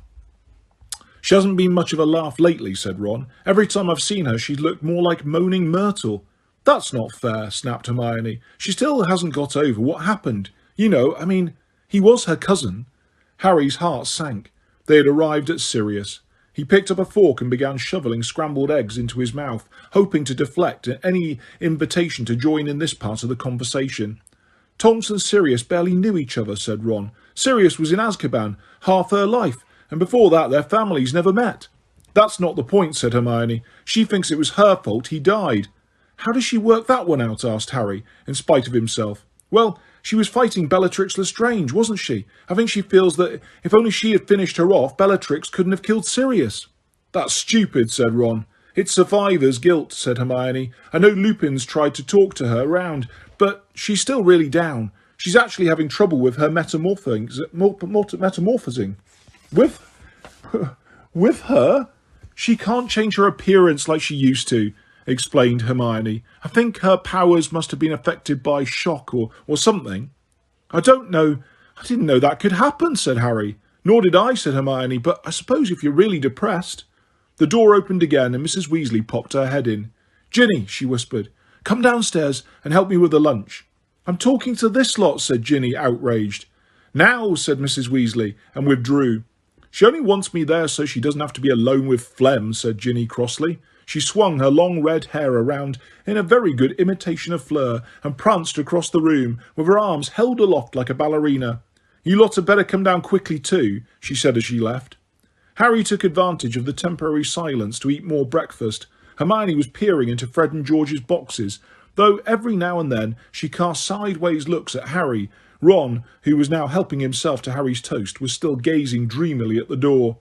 What's this? Hermione asked eventually, holding up what looked like a small telescope. Dunno, said Ron, but if Fred and George have left it here, it's probably not ready for the joke shop yet, so be careful.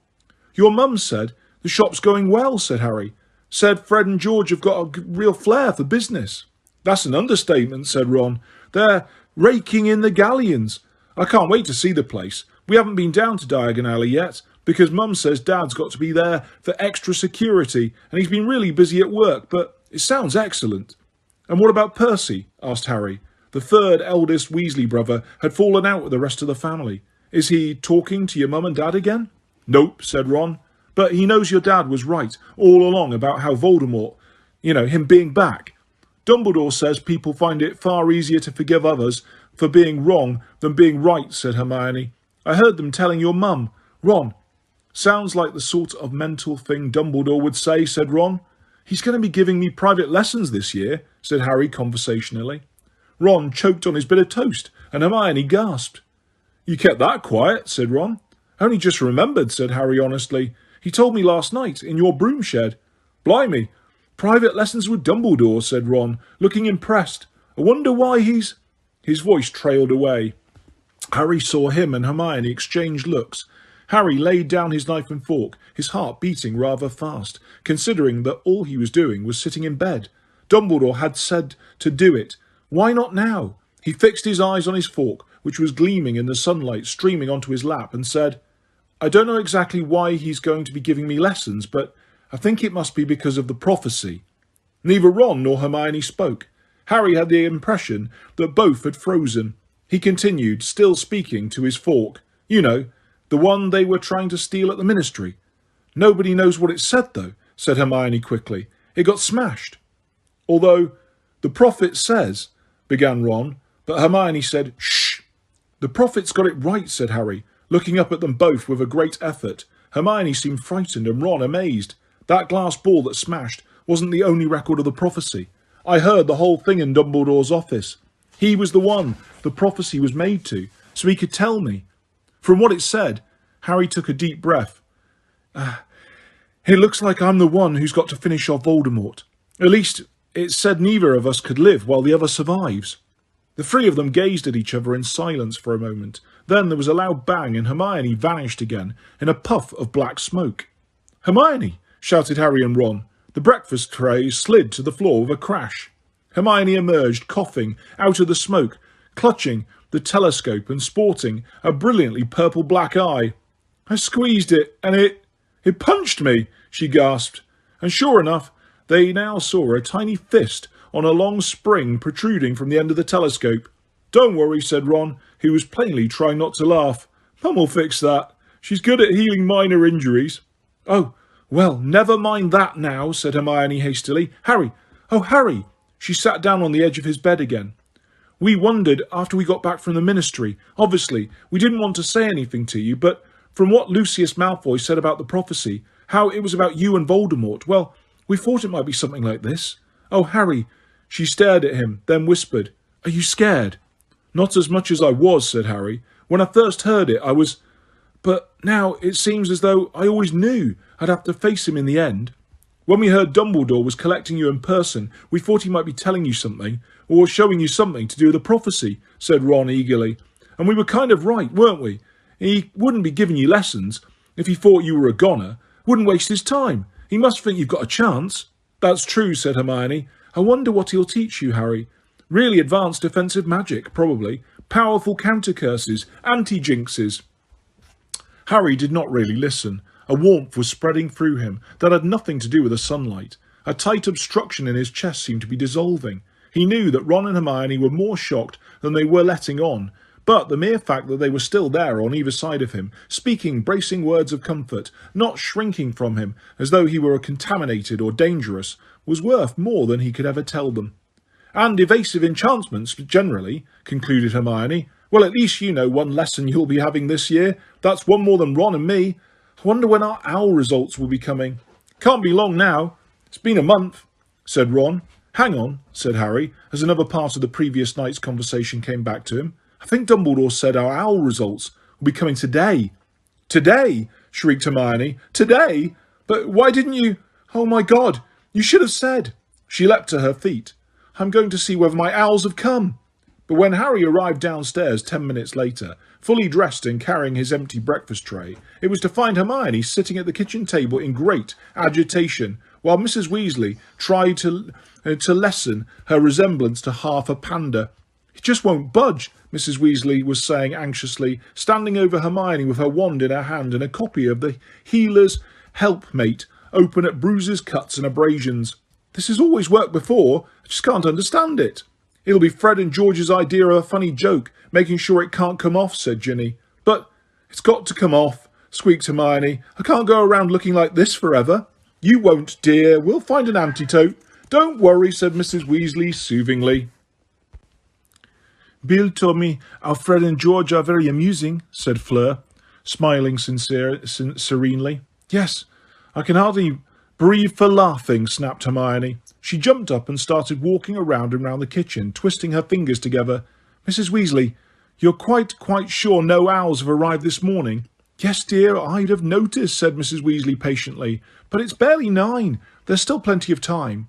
I know I messed up ancient runes, muttered Hermione feverishly. I definitely made at least one serious mistranslation, and the Defence Against the Dark Arts practical was no good at all. I thought Transfiguration went all right at the time, but looking back... Hermione, will you shut up? You're not only the only one who's nervous, barked Ron. And when you've got your 10 outstanding owls... Don't, said Hermione, flapping her hands hysterically. I know I failed everything. What happens if we fail? Harry asked the room at large, but it was again Hermione who answered. We discuss our options with our head of house. I asked Professor McGonagall at the end of last term. Harry's stomach squirmed. He wished he had eaten less breakfast. At Beauxbatons, said Fleur complacently, we had a different way of doing things. I think it was better. We sat our examinations after 6 years of study, not 5, and then... Fleur's words were drowned in a scream. Hermione was pointing through the kitchen window. 3 black specks were clearly visible in the sky, growing larger all the time. They're definitely owls, said Ron hoarsely, jumping up to join Hermione at the window. And there are 3 of them, said Harry, hastening to her other side. 1 for each of us, said Hermione in a terrified whisper. Oh no, oh no, oh no. She gripped both Harry and Ron tightly around the elbows. The owls were flying directly at the burrow. 3 handsome tawnies, each of which, it became clear as they flew lower over the path leading up to the house, was carrying a large square envelope. Oh no, squealed Hermione.